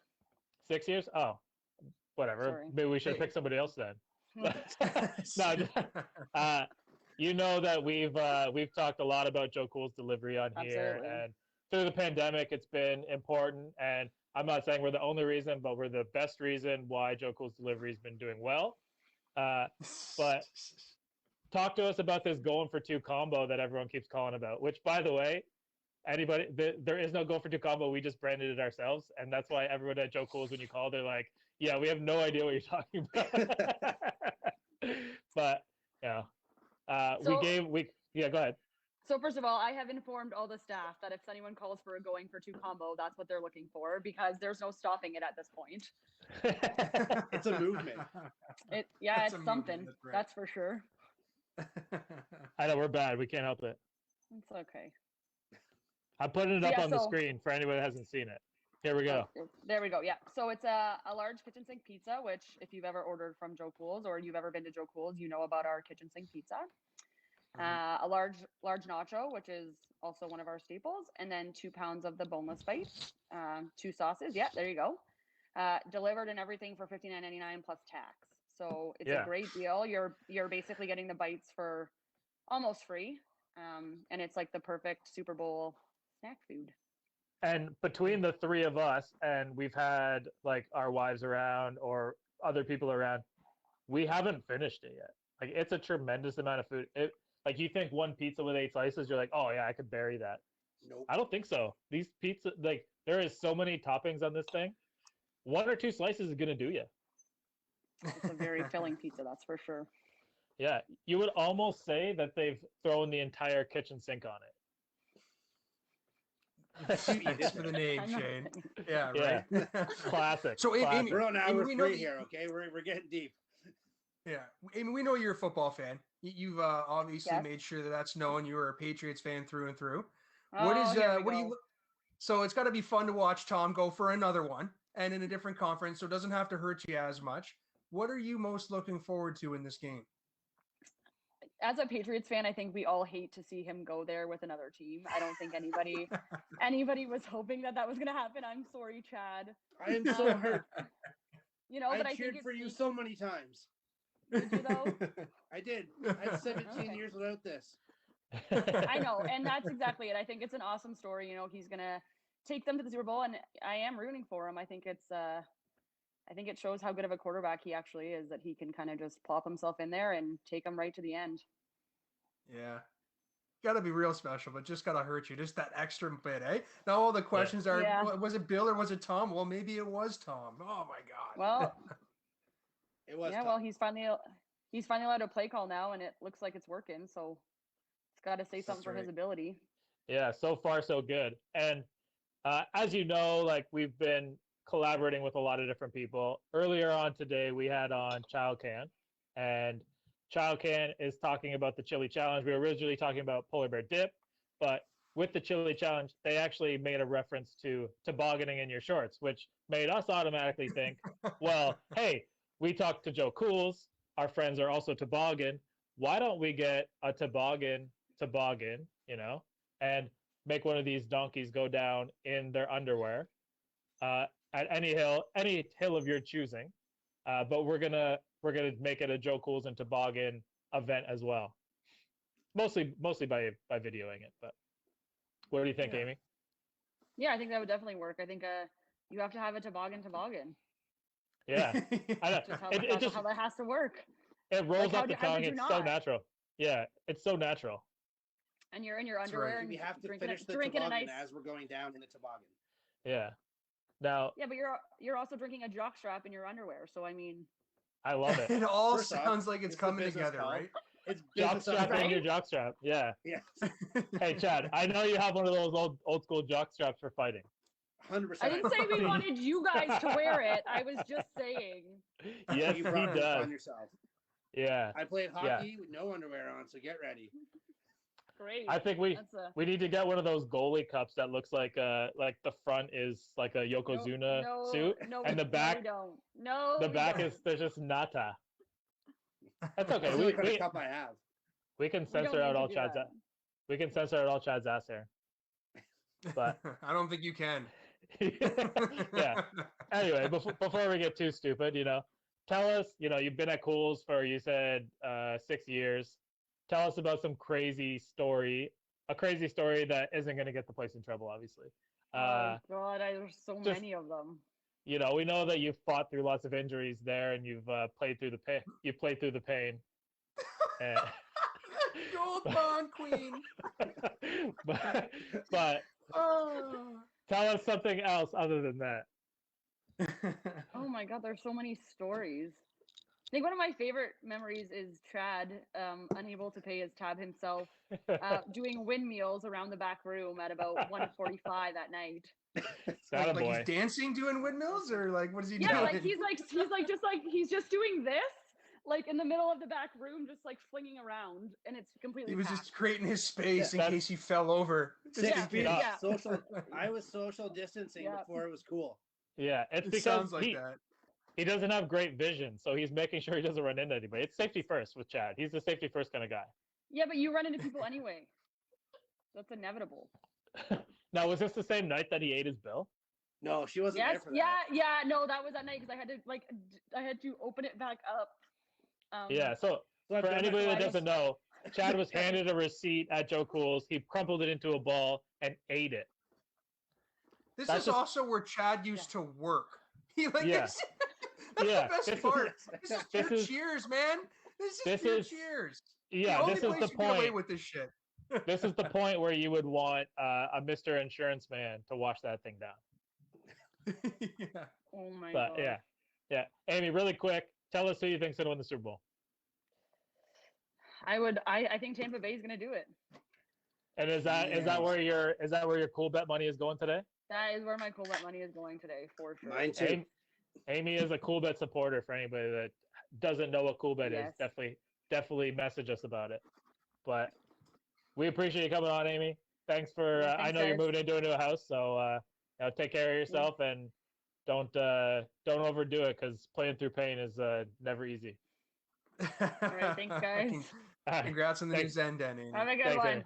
Thanks, guys. Later. Have a good Later. one. Bye.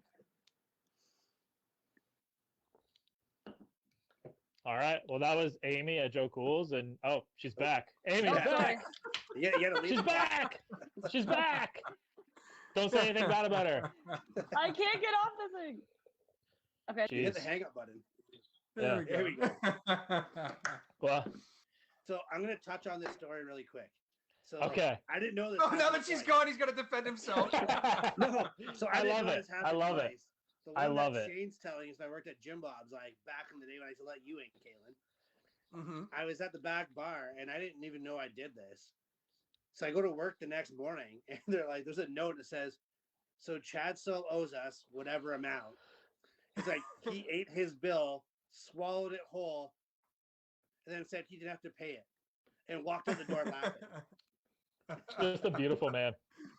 So Was I this was when like, you were so on do you wanna shift? explain You this? don't And I even was like, remember I doing think this? the note does. So I guess I did it twice. Just a I thought I only did it beautiful- once. Oh my God. I'm sure that you've done it more than Chad that. pulled this. He pulled this stunt on not only Jim Bob's, but next door at Joe Cool's. He's done something similar and worked at both places. What a I guess they a were ready wonderful for it the place to second work. time though. I didn't pay. I paid it that night. Still. Yeah. Oh, Mike Smith, you are an absolutely gem man to keep your employees like that. Hey, I was it's hard just a worker. fantastic place to be a part of. Yeah. Sure. fantastic place to be a part of, and we're happy to be a part of them. And next year's Super Bowl party is, unless Chad decides to eat the bill there, we're going to be there. So That's right. if things open up before that, we might find a way to do like a NFL kickoff, or I mean, it'd be sweet if we could do March Madness there, but like highly unlikely. But how sorry, Liam, how long until the Bug Guys are ready? All right, so we got about 2 minutes until we bring in Sean Lawrence from the Bug Guys, who was our number one. Like, he was the guy that popped the cherry on this whole thing. He brought he was our first backer, really, right, Chad? Like, he's the first guy that kind of wanted to bat for us and gave us a hand and put his stood behind us, and he also gave us the most important information we got, and that was don't underestimate the beer budget. And then we got a beer sponsor.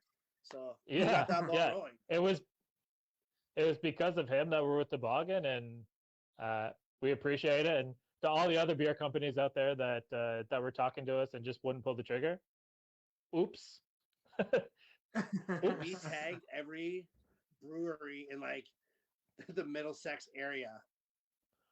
If you're in Southwest Ontario, I don't want to. We tagged you. Yeah, I'm not gonna bury the place that we were talking to pretty seriously. And like, I'm not going to ring like a cowbell saying like, hey, they were wrong, but like, they were wrong. We're pretty fortunate we're pretty fortunate what Rose to the Top was probably our best option here, getting a local spot like Toboggan and Cool's involved like that. We're lucky. They were our first choice. Yeah. Mm-hmm. All right. So we are going to go to a quick break. We're going to come back with bugguys.ca, and we're going to continue rolling. So keep watching.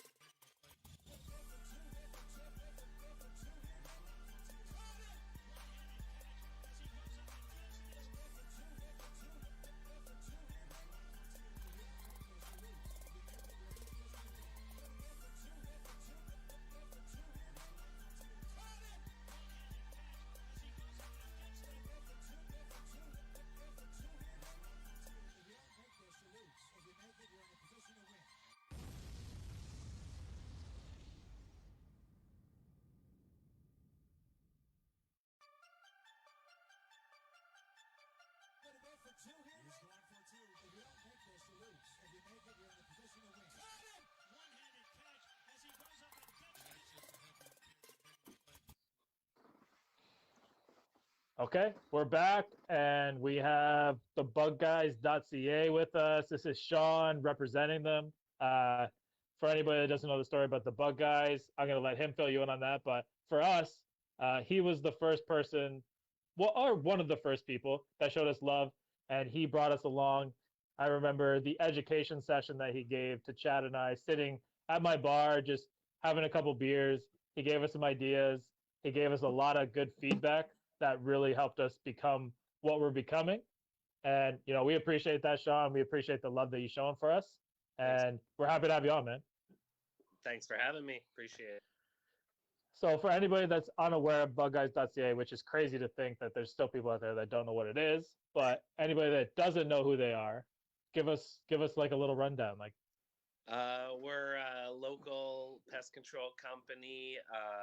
We work in the environmental services field, so really anything that's bugging you, we can come up with a solution for you. But you know, we're not too huge on shout outs and whatnot. So let's talk about going for two and not bug guys. Okay. Well, hey, I have one Without- quick question though. Can you get rid of Kalen for me once a week? That's When he starts talking about the Titans, can you just like out the door? yeah. I don't think that, buddy. That's chirping. Chirping's part of the game. That's right. But yeah, anybody that doesn't know how we would know each other, we would know, like, I've known Sean since like, what do you say, like 12, 13, like playing hockey in the White Oaks area. But like you and Chad are cousins, so it's not like it was just some random guy texting us. It was, a guy that noticed, and a guy that we are happy to have beers with at any point in time. And we just gave you a quick reference, which was one of the biggest advices that you gave us was never underestimate your beer budget. Yeah, it's a double-edged, my friend. Yeah. So we went one further and we ignored our beer budget and just got our friends at Toboggan to help us out. Sponsor. Yeah. I would say that's putting more of an emphasis on and not ignoring your beer budget.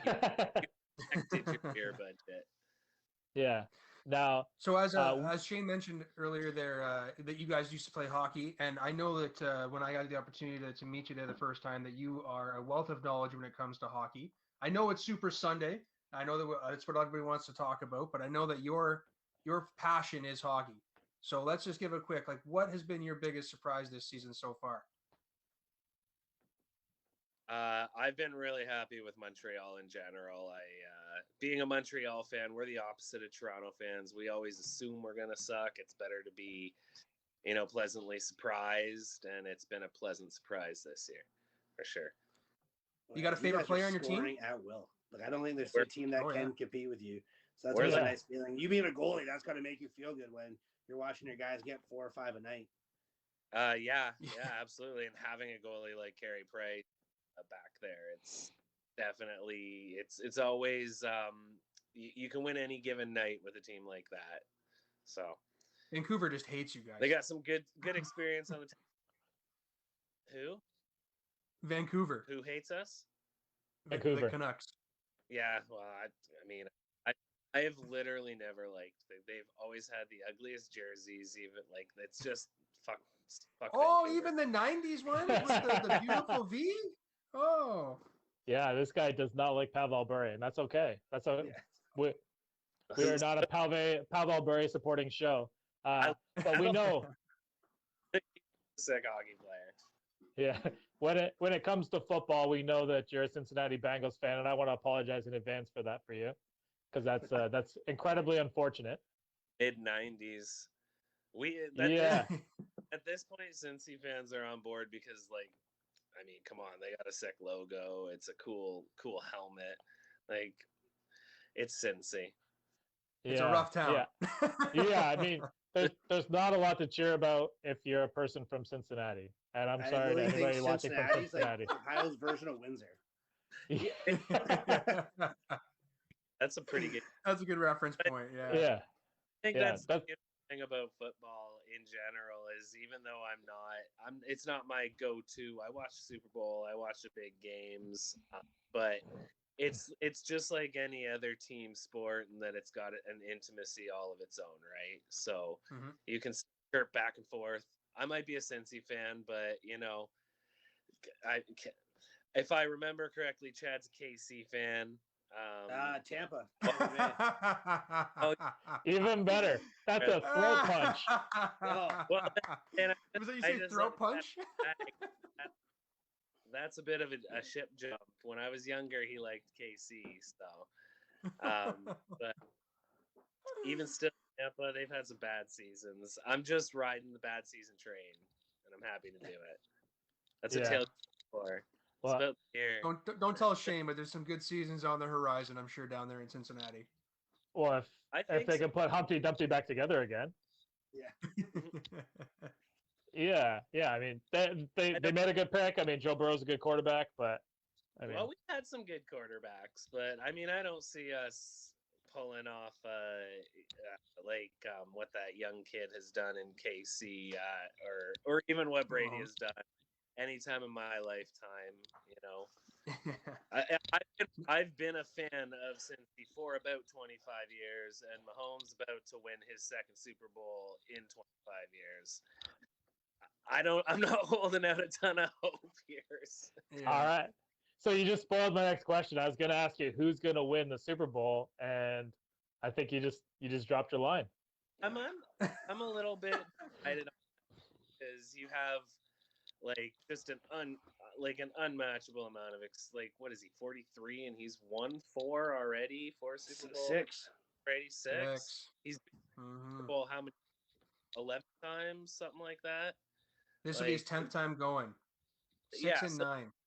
I'm actually pretty damn close here for somebody that doesn't watch a lot of football. You're doing really well, my man. Yeah, damn well. You're really, and like from being a business person, from the standpoint of you have your innovative young up and comer with new ideas, the ability to adapt in a split second versus somebody that can pull plays from 1970, right? Yeah. It's going to be it could be interesting, or it could be really flippin' boring, but I think KC's probably gonna win. I like it. There it is. Samesies. And that's where it seems like the smart money is going. That's where the smart money seems to be going. Because I'm getting old myself. I'm not much younger than Brady, but I remember coming up in the industry I'm in and being that young guy and knowing how much weight that holds if you hear it. So I'm semi rooting for the young guy. All right. Well, hey man, we appreciate you coming on. We got about a minute. You can use that minute for whatever you want, whether it's to make Chad feel better about you picking against him, or tell us anything that you're looking forward to in the hockey season. But we appreciate you coming on. We appreciate all the love you show us. Yeah, boys. I'll let you guys kind of reconnoiter and figure what's going on next. But thank you so much for having me on. I appreciate it. Yeah, appreciate you coming on. Thank you for everything you've done. So we appreciate it. Cheers, eh? Cheers. Guys, peace out. Bug guys. Okay, so we're going to go to a quick break, and then we will come right back.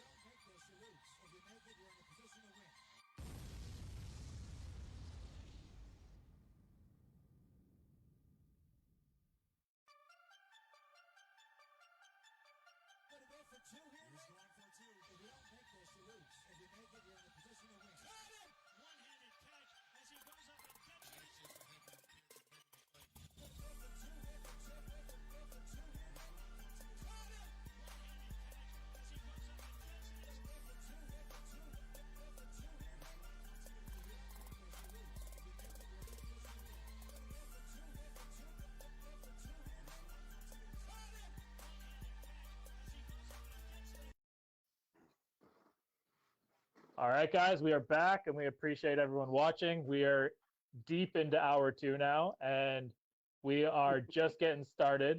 We have the new head coach for the London Beefeaters joining us.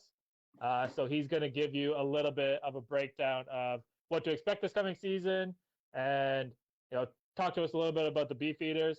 Obviously, everybody knows Chad is also part of the Beefeaters coaching staff, as well as majority of the people that are probably out there watching, because we have John Hudson out there watching. He's been texting us.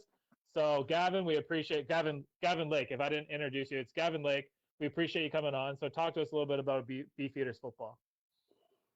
Thanks, guys. I just want to say I really enjoy that right now, while we're in this lockdown altogether, that we have a football forum that's uniquely local, Canadian, supporting whether it's U.S. football, NFL, Canadian college ball, NFL, NCAA, Europe, and even local with the Beefs, with Western, with the Junior Mustangs, Thunderbirds, what have you. So I appreciate you guys really putting a local flavor on it.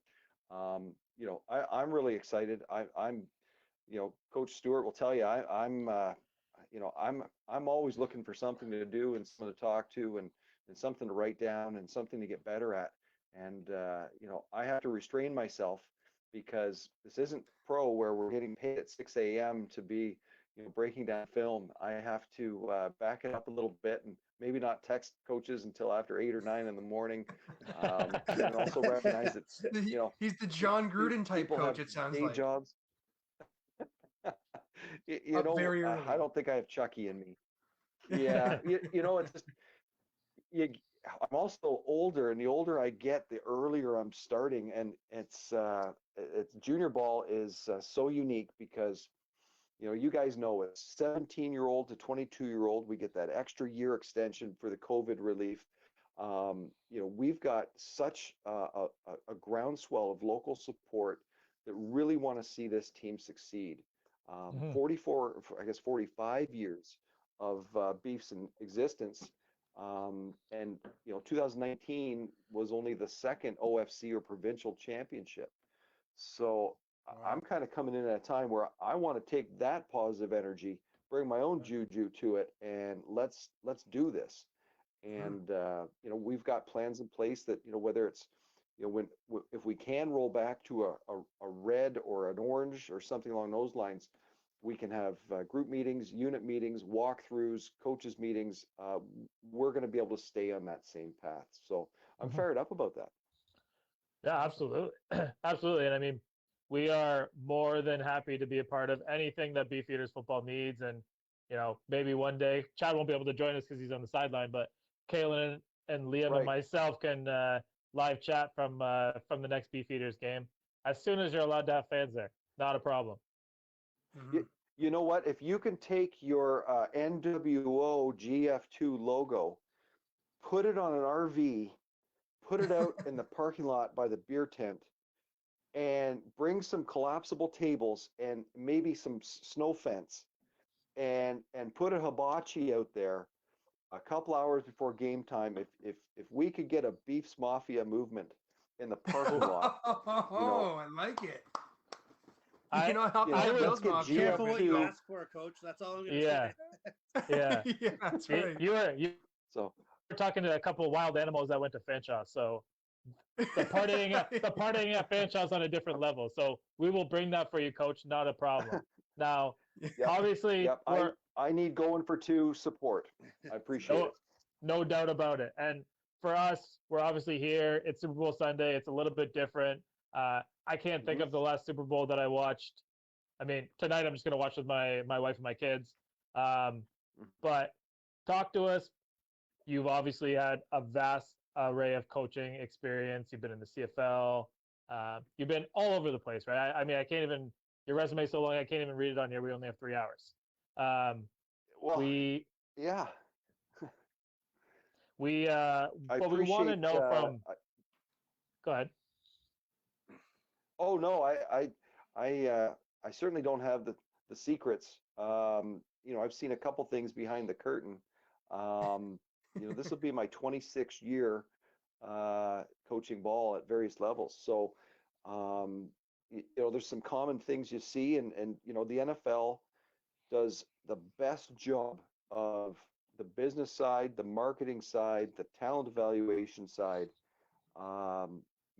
They have just far exceeded other leagues with their merging of business and the sport.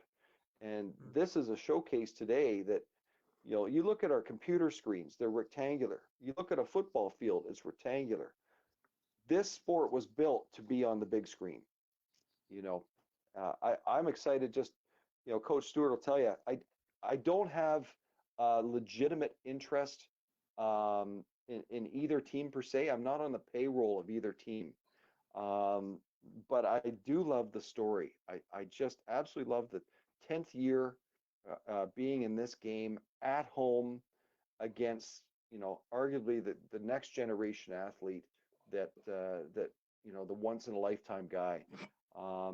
Combine the coaches, their experience. This is a game that I think, everybody can enjoy and get something out of. Right. And from a coaching perspective, give us a couple of keys of victory for each team. I mean, we're going to make you pick the game at the end. That's a spoiler alert. But Sure. give me a couple keys to victory for each team. Well, I think you're looking at two race cars, right? And how they're built. They both can score. They both can control and manage the clock. So I think offensively, I'm going to go back to their last game with a 3-point victory. Mahomes had to throw for over 460 yards, and Hill had to have over 200 yards, and they still only won by 3. I don't believe that Mahomes can replicate that 462-yard performance. Tyreek Hill with over 200 multi-yards. I don't believe they can replicate at that high level. Saying that, they're going to need their side groups to step up. When you've got a guy like Hill that can stretch the field, you're going to have to play with a couple high bodies. That takes somebody out of the box and out of somebody low. And we've all seen Kelsey just destroy his own defenses with Hill stretching it. There's a lovely little bubble sitting back there, and Mahomes with time can find him. So I think that's their unique challenge. If they can weather the storm of the D-line for Tampa against their banged up O-line, and Mahomes is given time, he will find those windows. So I think that's unique. I think for Tampa Bay, their secondary, they're shorter guys. They're 5'9", 5'10". They're a bit banged up back there on the back end. So their force unit is going to have to be their best coverage. In saying that, a couple neat things here. If we look at the success that Kansas City had in the first game, most of it were high percentage. I think Mahomes' rating was like 144 against cover 1 and cover 3. As soon as Tampa went to a 0 or a cover 4, the success rate of Kansas City had changed. So I expect Todd Bowles and Tampa to have more exotics, more pressures coming to take advantage of that. If they just sit back in a cover 1, cover 3 shell, it's not going to be happy for them. Now, in saying that, with Tampa's O-line, with their offense, they have multiple weapons. I think the key for them is knowing that Kansas City has been, I believe, a 44% nickel team. Now, nickel, they have had 5 DBs on the field, which means they've taken 1 linebacker off. That's more of a Canadian-style approach with the secondary. If they're going to be a 44% nickel team, it's imperative that Tampa can run the ball because Fournette and the boys are big, and that 5th DB has got to be in the box. So that matchup of if Tampa can play continuity football, run the football with any success, it's going to be a long day for Kansas City. So that's a couple things there that I see happening. Okay, so let's go. You're putting your money on the line. Who wins tonight? I can't go against Tom. I'm going to go Tampa +4. I think I don't trust Mahomes' toe. I don't trust their O-line. They were at home last time, put up massive yards, and only won by 3. They're on the road. Tampa's the home team, first time in history. I think the mistakes and the pressure are are more on the Kansas City sideline than they are on the Tampa sideline. Tom's just been through this so many times. He's not going to lose his cool. He's had receivers in New England make catches for him in the last second. He's come back from games, against Atlanta. He should not have happened. He's just seen everything. He's not going to panic. He's not going to, crap the bed and suddenly Bruce Arians is screaming at everybody. I think that they've got a lot of professionals on that sideline that have been there. Take a look at Gronk the last game. He blocked his ass off the whole game for one catch, screen catch. I think he went for 30, 35 yards, and you look at him blocking this whole season. He's accepted his role. He's got total buy-in. You've got receivers that are Godwin, Evans. You throw Antonio Brown on there. There's not footballs at the best of time for those guys, but they've got buy-in. They want that ring. They're in the tax-free state for a reason. They want this victory. I just don't know how much of a championship hangover Kansas City has. I don't know if they're prepared for Tampa at home. And I call this, I'm going to use Jake Hennemy with the London Junior Mustangs as an example. This is a work. This is a Vince McMahon story. The bad guys went to Tampa, and they're the heels, and Mahomes is the baby face, and this is an absolute work. And I'm taking Tampa as Paul Mr. Wonderful Orndorff, confident at home, +4. Okay. NWO takeover. That's all I heard. Yeah. Hey, Coach Lake, we appreciate you coming on. If there's anything we can ever do for Beefeaters football, let us know. But we appreciate you giving us your time, boys. If you have no other questions, we're going to let him get back to his coaching. I'm sure I'll talk to you this week, Coach. All right. Well, hey, cheers. Enjoy the game, eh? Cheers. Later. Guys, I'm going to drink this water before I pop the cans, and I look forward to talking to you guys on coaches shows on Monday nights in our season. All right.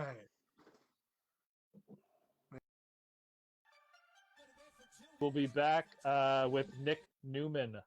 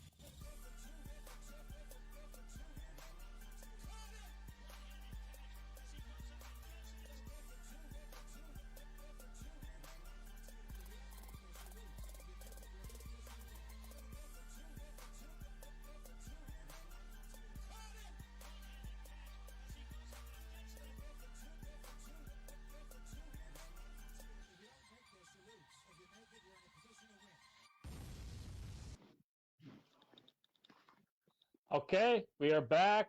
We got our man Nick Newman.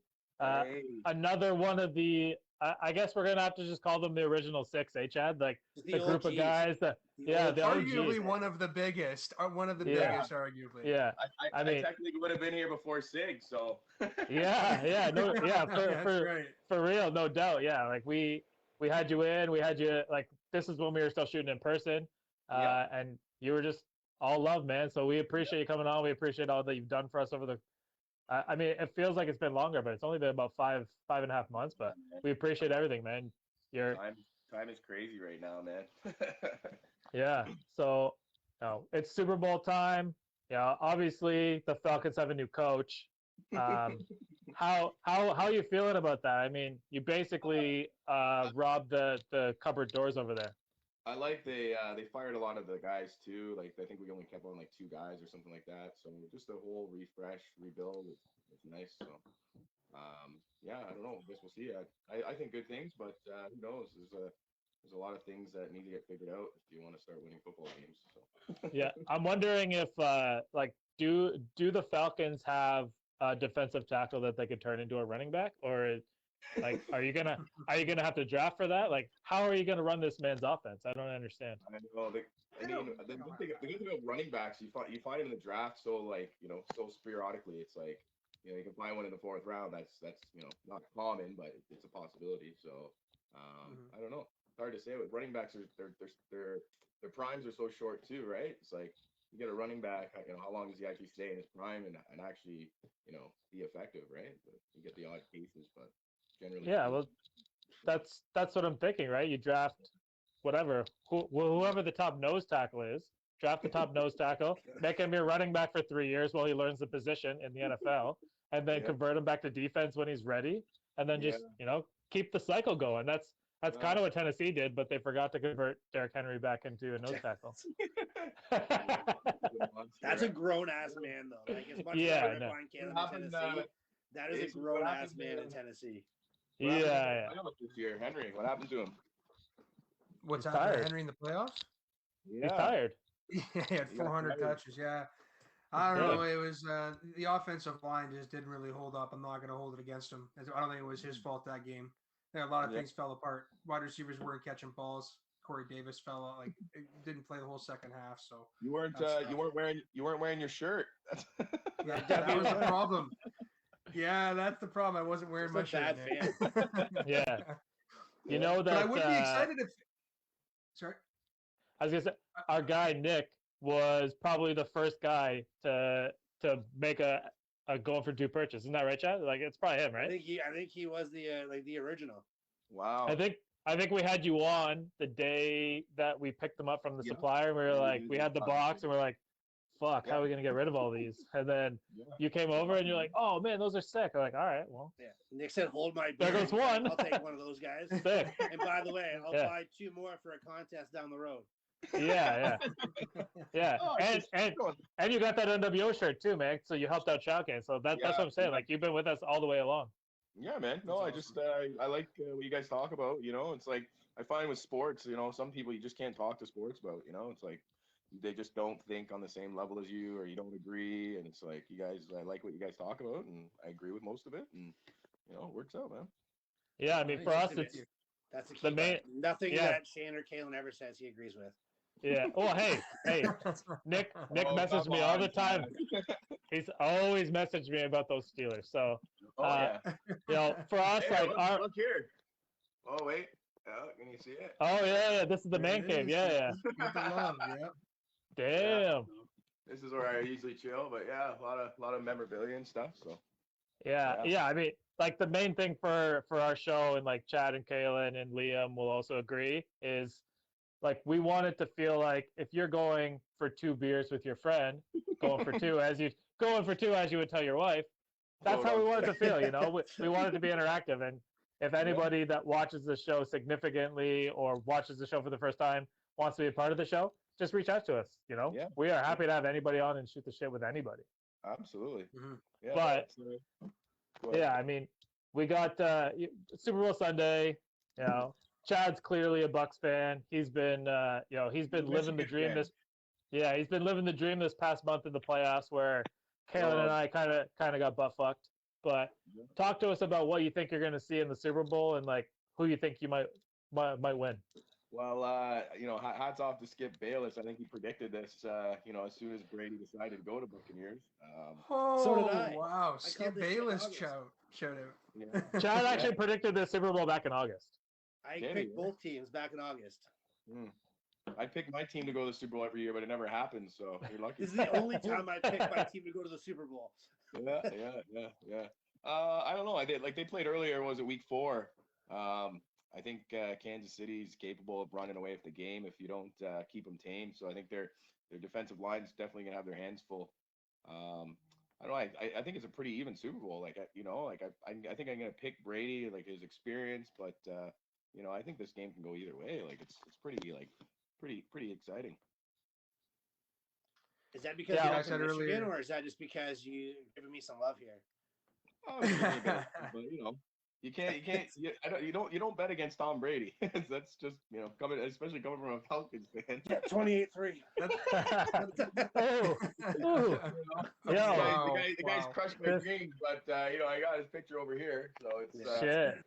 You just gotta respect the guy, man, and appreciate his greatness. Like he's the greatest. There's no debate. There's no, he's just the greatest. That's the way it goes. Like, Yeah, Man, that's what I said too. And I dirty. love welcome in San Francisco, Nick. That's all I'm going to tell you. Yeah, that's true. But you know what? If he wins today, there's not even a debate. Like you can't even debate. Like you can't debate now. But yeah, he wins today at 43. Like that's unheard of. Yeah. Well, I do believe though. I think he has to win. Like, and I've had this conversation. I know with Shane before. I think I might have brought Kalen too. 6-4, is great. That's still 10 Super Bowls. Yep. But you still lost 4 times. I think that's going to be the part that people keep into the debate. But if you go 7-3, you've won more Super Bowls than any team. Right. And anybody watching right now, anybody watching right now, the first person to message the group to say how many Super Bowls Tom Brady's been in is going to win a Going for 2 prize pack. So message Liam because he's going to be watching for it. Can I play? So, yeah, in the chat. I don't know where else would you message it. Sorry, I don't know. I'm not a tech guy. I wish these guys could hear what Liam said. It made it so much better. Yeah, Liam's muted, so that was awesome. So yeah, you guys just at home watching the game, or what are your plans? Yeah. I'm gonna be watching the game at home with the fam, and yeah, Chad's gonna be locked in a closet. Poor guy. My girlfriend was like, am I she messaged Shane for what do I do? Yeah. And then literally Shane's wife gave her pointers of how to watch a Super Bowl with somebody. Stay very quiet, off to the side. I want to be watching the Super Bowl with you or not, Chad, today. Hey, don't be yelling. Cheryl's been through 3 Steelers Super Bowls with me, so she knows what's up. She's been through 3. She knows what's up.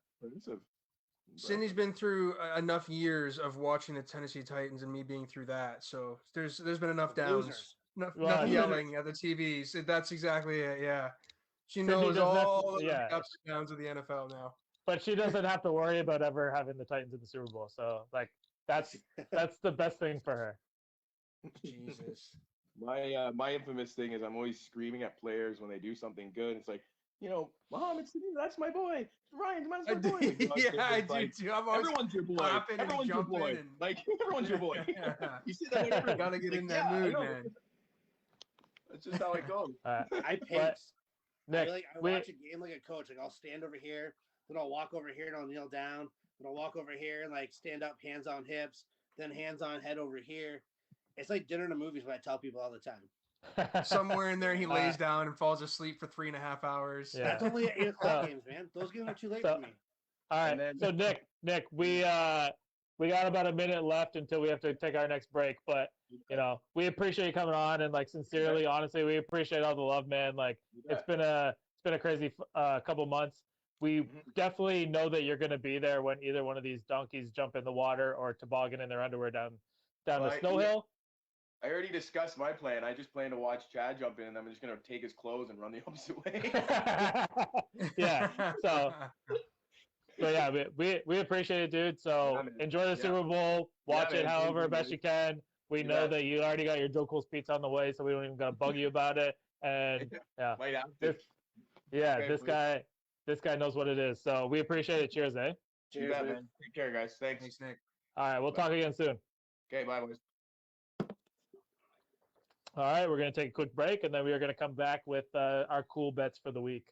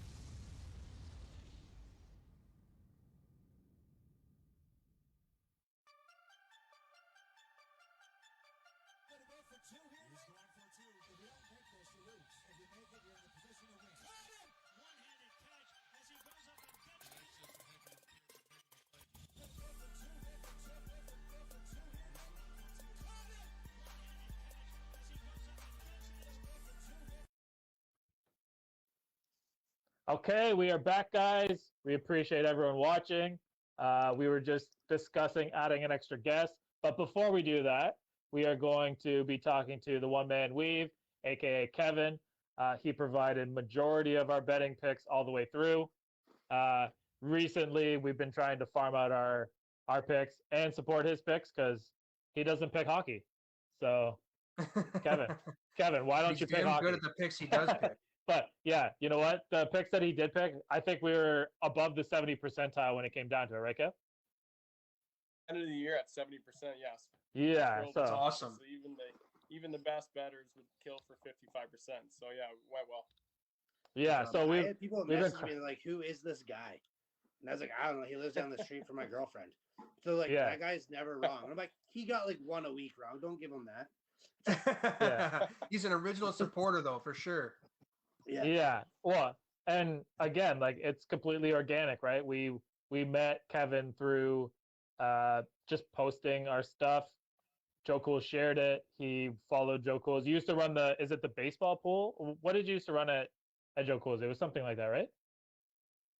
I mean, I think I won the baseball pool when I was 9 years old there, and it was like there you go. When I was 9 years. My dad used to take me in the back. My dad used to take me in the back room there with a bunch of booze hounds, and I would be scooping up baseball sleepers. This guy was Rain Man. 6-year-old men when I was 10 years old. Well, exactly. You ask Roscoe about that. He remembers the 9-year-old kid winning the baseball pools back in the 90s. I don't think Roscoe remembers too many things from the 90s. That's all I'm going to say. No. and for Kevin, yeah, I mean, for Kevin, like you saw Chad walking around your neighborhood with the shirt on and you recognized and you reached out, basically. Like that's kind of how it all went down. Absolutely. And so, like, I'll get started. But before I do, guys, just absolutely congrats. Amazing year. Like I said before, London deserves a show like this, and you guys are bringing it hard every year, every week, I should say. And I'm looking forward to what you guys do with other sports in the off season. So congrats, and great partnership with CoolBet. Like you guys know, I'm on 24 betting sites, and CoolBet is not even close. Like absolutely the number one, the best customer service, the fastest payouts, incredible odds. I don't know if you've looked at all their props, but I've searched through 20 or 30 sites this weekend trying to find different props, and they absolutely have the most props compared to any site that I've been on. So fantastic connection you guys have with them, and I'm glad you guys got it hooked up. Yeah, 615 props is what they have. Yeah, and most sites I know are like 250, 350. So just a couple. Yeah. I mean, Kayla, when you go through this thing, like you can see some of like the things that you can bet on. Like you're like, holy shit, I can bet on that. It's basically you could bet on an over/under of the yardage of their first reception. Yeah. Oh, I've got one of those for you guys that I absolutely love. So I will say I'm disappointed because I did find a site where you can bet on whether the young lady who's singing the national anthem will have cleavage or not. I believe. Oh my God! We're talking about these props are out of control. 55 on no. It's the Lord's Day, so I'm going with no cleavage on the Lord's Day. I think it's great value on the no cleavage. Okay, who is it? Yeah, I thought it was The Weeknd. Well, yeah. Wow. There might be cleavage with him. So I asked my wife if she knew who she was, and she pulled up some pictures, and I didn't see a picture without cleavage. So I'm a little nervous on the no, but I still think it's great value. All right, Liam, look up who's doing the national anthem. Jasmine Williams. He's already there. I'm on it, he says. All right. Well, the first prop bet that we want to talk to you about, Kevin, and we're going to let you pick your picks. But the one that Chad and I have been hammering is the opening kickoff not being a touchback. So I was seeing it at like plus 130, or sorry, like 1.32. I mean, I think it's good value, especially with how conservative the first half of football has been in the Super Bowl. We got plus 265. We got plus 265. Plus 265? Oh, that's Yeah. incredible. That's amazing. Yeah. We bet this the other day, like Thursday or whatever, before anybody was paying attention. Yeah, that's incredible. I think really just like taking unders on the first half, just in general, is a good like long-term strategy in the Super Bowl. But I mean, that's an incredible odds. How come I didn't get a DM about that, guys? That's a good question. Hey, I was a little. I blame Chad. I'm gonna be honest. I was a little bit salty the fact that I can't start a quarterback in our one and done thing. Yeah, So, fair enough. Yeah. but the fact that you reached out today and said that you can't start with either, that made me feel a little bit better. Yeah. So as long as Tyreek Hill and Le'Veon Bell just have like world beater days, monster games, I think I should be okay. You're both dead if to me. If Gabbert goes for 310 and 3 touchdowns, I'm a guaranteed winner. I know that. if that dude goes for 310 and 3 touchdowns, classic. Gabbert.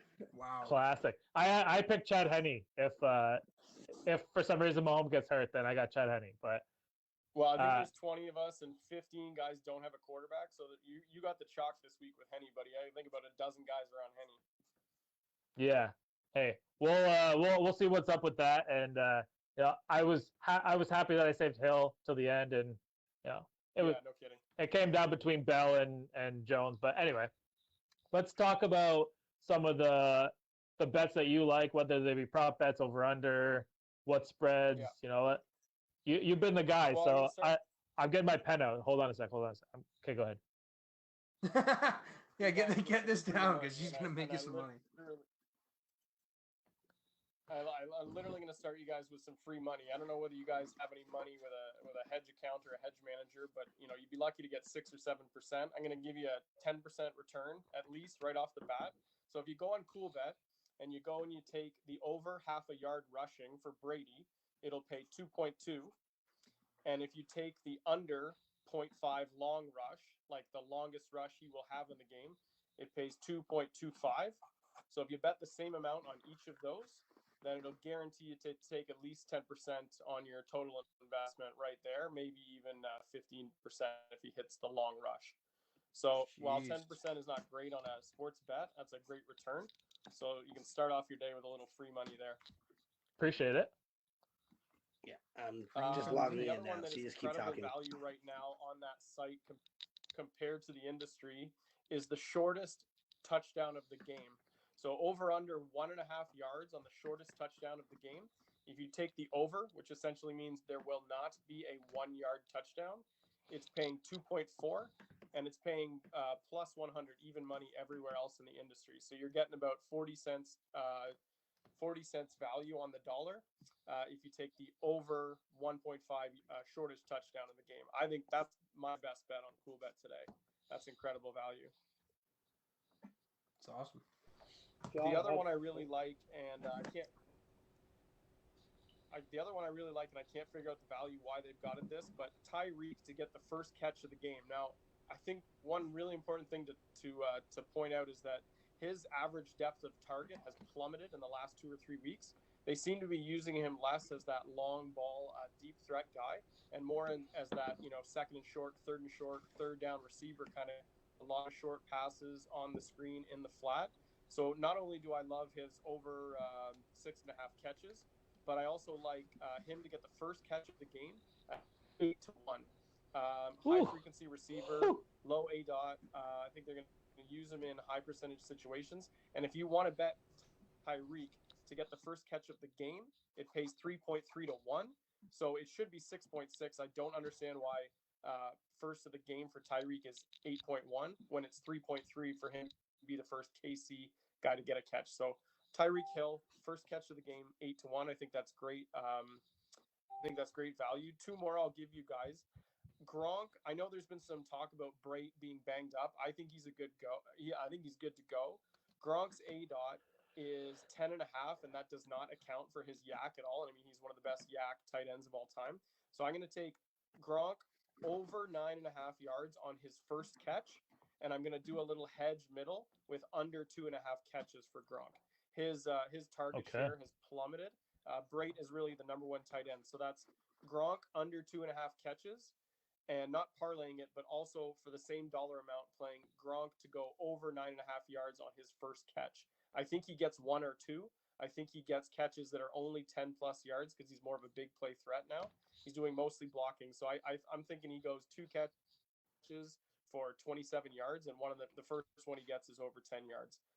Last one I'll give you guys, and I wish we had gotten it earlier because it's starting to plummet. I hammered it. I think other people are. If you go into the requested bets section or the proposed bet section of props, you can get Leonard Fournette to be the leading rusher in the game and Travis Kelce to be the leading receiver in the game.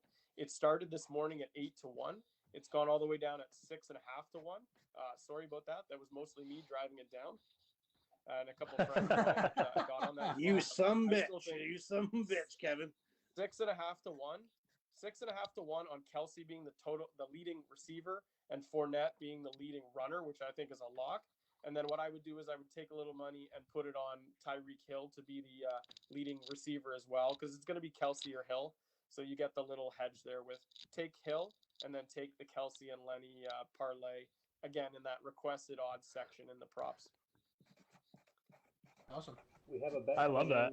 from the chat. John Hudson wants to know, what's the chance Chad goes on Facebook Live when the Bucks win and goes for uncensored language?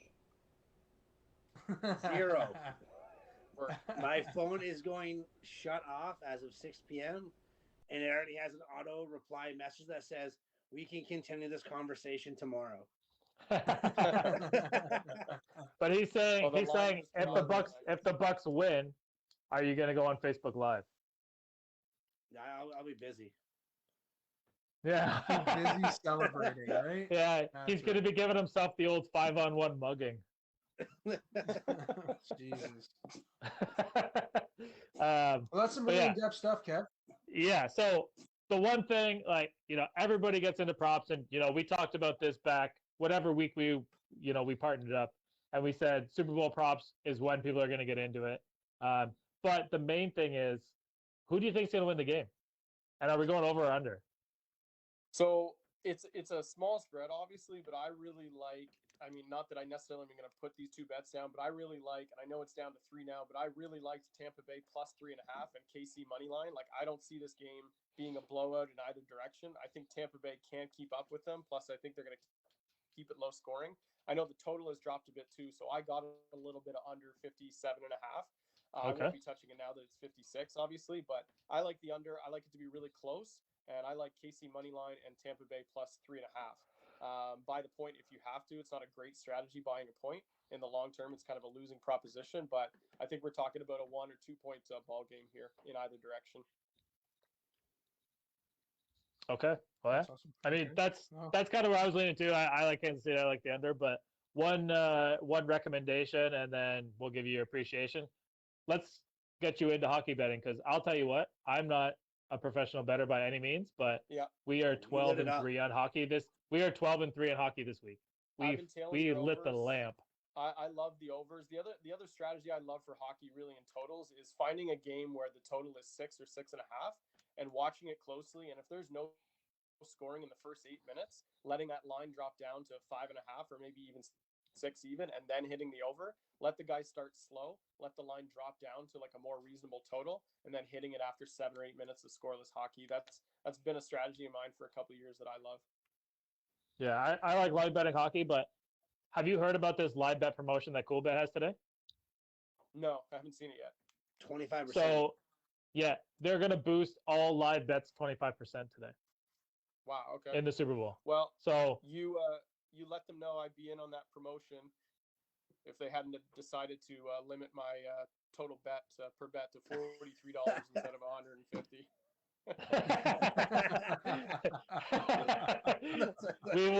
We'll bring that up on our next conference call. I just want to play. Yeah, no kidding. Well, hey, Kevin, we appreciate everything you've done for us this year, and we're going to continue this on. This isn't goodbye. This is more of an appreciation for the first season, and we're looking forward to some more college basketball. I know you're a Duke fan. That's unfortunate for you, but we have March Madness coming up. These picks, when they start the prop picks for the draft, is going to be interesting to make for at least degenerates like us. And the NBA, I've been having a lot of success betting NBA live, so let's just keep that going. NBA props are super juicy. Yeah, so you just keep that coming. We're going to keep sharing. So we appreciate all you've done for us, and cheers, man, and enjoy the Super Bowl. Hopefully you make as much money as you've made for us this year. Thank you, guys. I appreciate it. But again, cheers. Like I keep saying, London deserves a good sports show, and you guys are delivering every week. Thank you guys again. I'm looking forward to the off season and, of course, kickoff in September. Absolutely. Thank you. Thank you. All right, brother. Take care. All right, we're going to go to break, and we will be back in a... Thank you, guys. Yeah, appreciate you.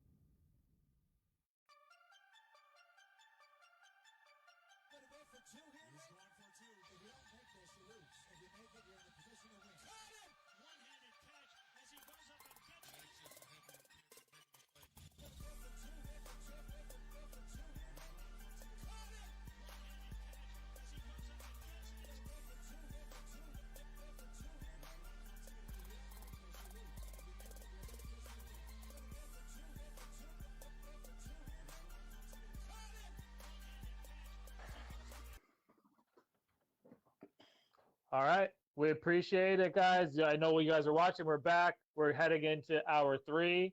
We decided to bring in Big Kaz. If you see him posting, it's because he's been one of our top fans on Facebook. He recently got into our Instagram. You also seen him do a tour of Westminster and all of our gear. He was the winner of our winner of our Joe Cool sweepstakes. So we appreciate all you did for us, Kaz. Hey, it was fun. Yeah, and before we get into our conversation with him, we are going to quickly give away a couple prize packs. So our New York Fries $25 gift card is going to go to Isaac Zifchuk, who knew that the Jungle Book is where all Cub Scout leaders are referenced from. Now, Isaac, we know that you are up in Oshawa. We prefer you use your New York Fries gift cards here. So next time you're in London, let us know. If you don't want a New York Fries gift card, we also have a sweater for you. whatever you prefer. But reach out to us. We'll go from there. Kalen, what was your other contest? Yeah, so I figure for the other New York Fries gift card that we have here, we've been kind of Chad's been getting lucky with everybody picking the Bucks, so I figure I'm gonna go the other way here because I need him to. Who were the teams that Brady lost to in the Super Bowl? So the first person to put those teams into the chat, you will win that prize pack, which is the $25 gift card to New York Fries in White Oaks Mall. And they're staying open late today also for orders as well, so get some orders in there as well. Yeah, they deliver on DoorDash and Uber Eats and all that stuff. So skip the dish. Message Liam. Liam's watching it. Yes. Kaz, can I get 2 scouting reports for these 2 guys for when they played? That's what I want to know. Well, like, that's all I've wanted this whole time. That's all I've wanted to know. I need scouting reports on these 2 guys. Kalen didn't play a ton for me. That's what I thought. Perfect. He didn't stay at Westminster right till the end either. Yeah, so I didn't. He moved over to Saunders, I believe. Yeah, that's right. He's a transfer kind of guy. He did switch. He switched over to offense then, which might have, or sorry, to defense then, which probably would have been better for him. Couldn't remember the routes, but you coach there, Chad. You know, sometimes with defense, it's just if you get a guy, it's like, okay, just don't let the ball go past you, and they can understand that, and they might not understand that what the actual defensive play is, but they understand don't let the guy with the ball go past you, which I think was better for Kalen. Yeah, it's funny. The highlight of my season that year was holding Darren Hunt's leg. He can't catch shit. He can stop anybody. So I understand that reference. But was he a shutdown corner like he says, or Shane was pretty good. He was starting in grade 9, so he played all the way through, and he was part of one of our. There was one year they decided every team was going to make the playoffs in high school football. We were not a very good football team at the time, and so but it wasn't in divisions. It was just straight top to bottom in London. So that was East and West back then, right? I think so, but we were at the bottom, but we were in the same division as a school which you might have heard of called Catholic Central. All right. Yeah, they're kind of good. Yeah. So we were the last place, and they were in first place, and we were down 49-0 by halftime, and we lost. The actual score was 77-0. We were pretty happy that they turned the scoreboard up. Like 100. But they didn't. They reported the game as 49-0. So that's what went into the paper. That's what went into the record. But we just got destroyed. I only had that year. I think there were only 23 players on the team at the end of the year, and I was the only coach. I was doing offense, defense, special teams. One of the junior coaches came to help me with bench stuff in case somebody got hurt or something like that. But yeah, that was a rough year. We did improve from that point, but we actually have a pretty solid staff now. We just need to get players because we haven't been able to play. But most of our students are soccer players, so it's trying to get them involved in football can be a little bit difficult. We need to fix the alumni program, but the game that you're referencing, I remember. And Coach, like, you have a fantastic memory, so you're going to remember this too.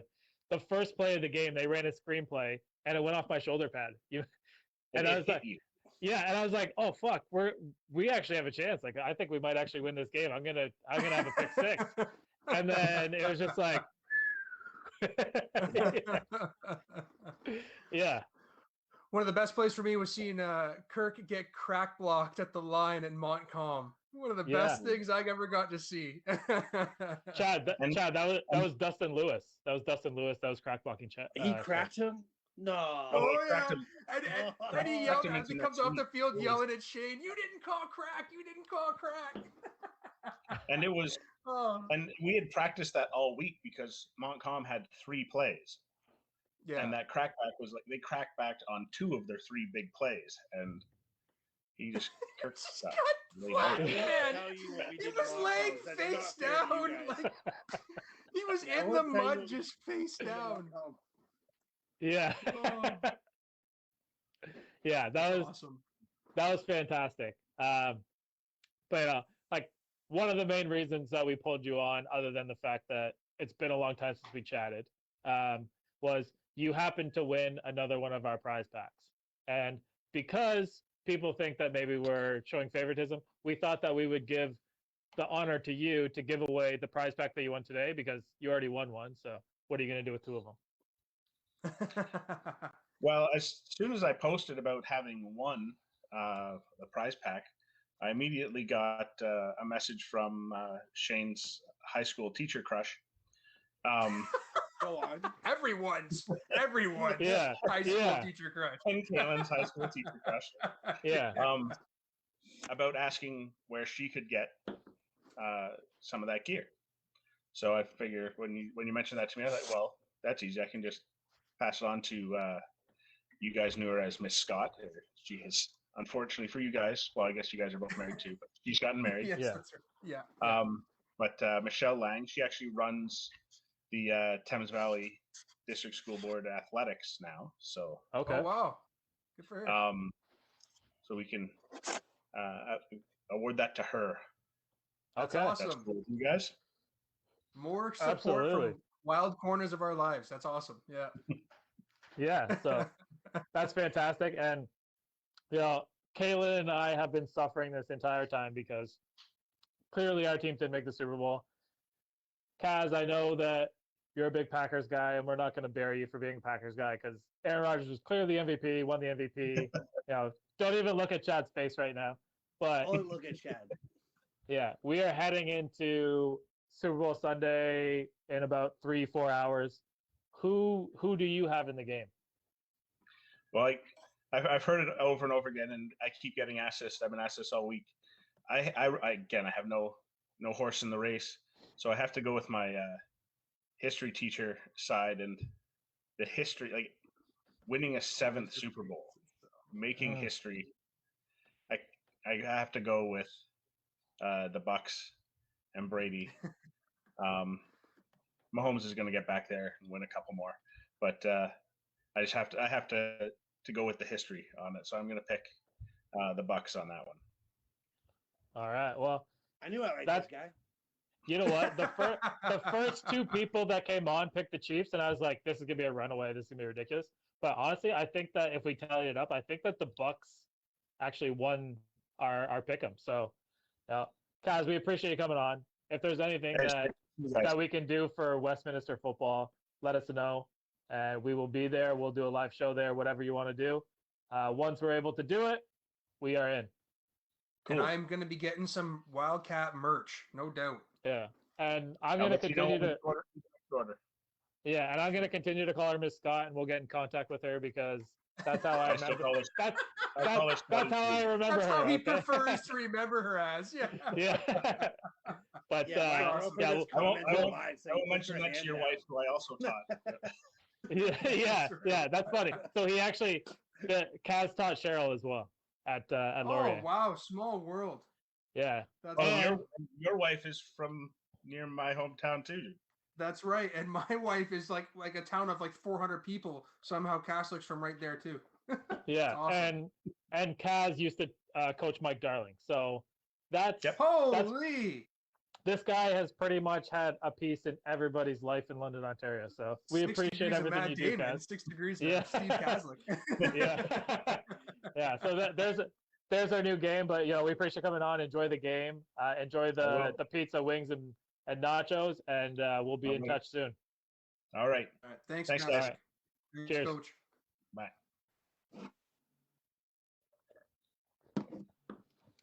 All right. Thanks, guys. Yeah. Take care. Coach.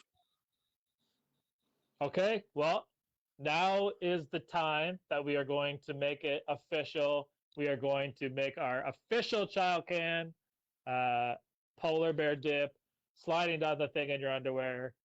Whatever your plan is, someone's going to be freezing cold at the end of this thing. So, without further ado, Chad, who are you picking? Tom. I'm taking Tom in my Bucks. You already know that, so. Yeah, and Kalen, I'm assuming you're not going to hedge your bets and like get a tie. Like No, yeah. I mean, hey, listen, guys. I'm telling nobody to bet against Tom, but for the game, for the challenge here, I'm going Chiefs. So, well, going all in.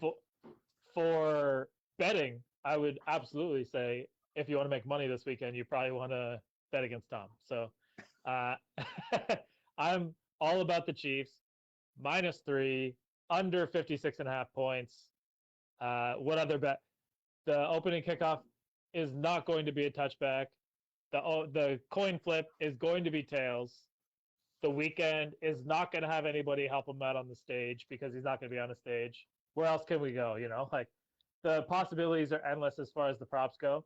But Liam, do we have a winner to the contest that Kalen threw out there? John Hudson actually had it in before he even asked the question. Yikes. Phillies and Giants. Giants twice. So John Hudson. The guy's a Giants fan. I was like, you already knew who the winner was. So yeah, so 5 minutes before the question. That's awesome. That's awesome. Well, Hudson, we got a $25 gift card coming your way then. New York Fries and White Oaks, which is open tonight as well. So don't forget to get your orders in there. Uber Eats, skip the dishes. Yeah, well, thanks. Paul's going to be repping the shirt, man. So if you go pick it up yourself, you can see him wearing our gear. I'm not sure that you're able to do that, but that's just based on Ontario law. So it's been it was a crazy like 3 hours, right? We've been on for officially 3 hours now. 3 hours, man. We did it. 3 minutes, yeah. I feel like we could probably do 3 more hours, but I'm not sure who would be interested in watching. But let's just go around. I was really, really nervous this morning. How are we going to pull this bad boy off? I was nervous. Yeah. It went pretty well. So we're doing good, huh? It's a game day. Yeah. Thing, right? Like on game day, you get a little bit nervous. I get it. Yeah. I get if you don't have a little fire in your belly, then you're doing it wrong, I guess. But yeah, I mean, we appreciate anybody that watched. We appreciate everybody that didn't watch that supports us during the year. Our sponsors, our partners, anybody that's even clicked like on any of our stuff, all of that stuff matters. None of it, nothing that you do doesn't matter. We're going to post our links for ChildCan and make sure that you support them. Depending on how the game goes, you're going to see either one of those two guys that's going to be freezing cold in a couple of weeks. And we'll figure that out. And hey, Shane, one last time, tell me what the deposit code there. It's a hell of a game to be betting on, get the opportunity. So how does that work again? Well, let me just go ahead and throw this up on the screen here really quick. But if you go to make a deposit, fill out your registration, go to make a first deposit. One, right? Yeah, go to make first deposit, use deposit code, going for 2. They are going to double you up to $200. So basically, if you put $200 in, you're going to get $400. Now, if you contact us after you do so, we will also send you a code for an additional $25. So basically, you're getting $425 for $200, or whatever math equation you prefer to use. If you want to put 50 in, I believe the minimum is $10 or $25. But anyway, something along those lines. Either way, our code, no matter what, is going to give you an additional $25, however you want to bet. And then if you bet live, as we've been talking about on the show, on CoolBet, they're going to boost you another 25%. So like I said, you're essentially losing money by not doing it. Sounds like a hell of a deal. And with all those prop bets, I mean, there's a lot of opportunity there, right? Right. So, yeah, go ahead, sign up. If you have trouble, contact Chad or I. Or maybe Liam knows how to do it. Kalen. Actually, you know what? You've been floating through the site too. So see what's going on. But give us some final thoughts, boys. I also want to, before we go to final thoughts, I want to say a big thanks to Liam, who you guys can't see on the screen right now. But this guy has been listening to us talk for 3 hours. And he listens to us talk for hours at a time, all week. He talks into our ear. He fills us in. He lets us know where we're at. So, Liam, we appreciate all your time, bro. He does a lot of bullshit. That's the best way to put it. Yeah. Yeah. This guy gets abused Awesome. through text messages like no one would ever believe. So we appreciate what Liam does for us because none of us know how to Yeah, even no use doubt. the any key on the computer. So Yeah. Cap lock. Well, so final thoughts. Well, I think I've said it a few times. We're really spoiled to be seeing a game like this, to be seeing somebody going for his potential 7th Super Bowl, to see a kid who's going for potentially his 2nd Super Bowl before his 10th loss. It's a wild time in sports. I'm excited. You guys know I love football. I just love football in general. So this is going to be an awesome game for me. And I know we're not able to hang out with each other, but this last few hours has been really cool to do it.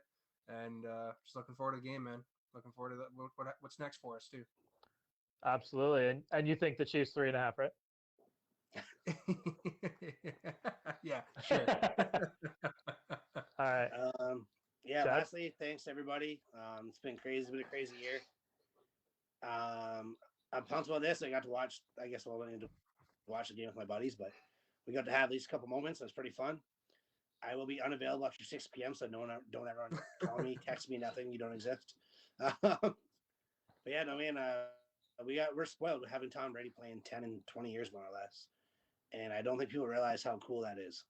And so whether obviously I want him to win and I'm pumped for it, but like that's just to give a chance to like appreciate how good he really is. I know he has a lot of haters out there, but we've been spoiled in our lifetime, so it's a pretty cool thing. Right.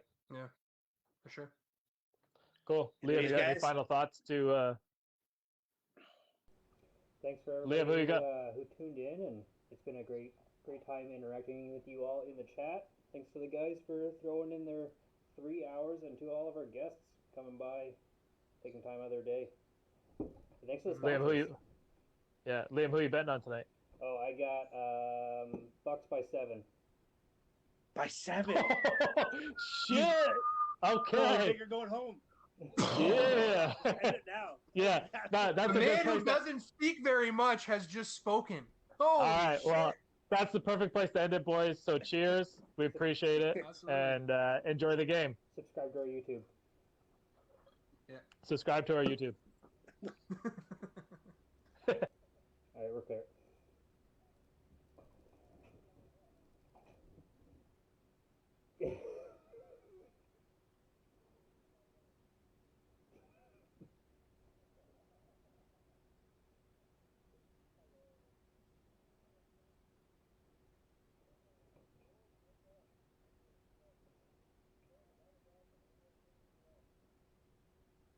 Mm-hmm.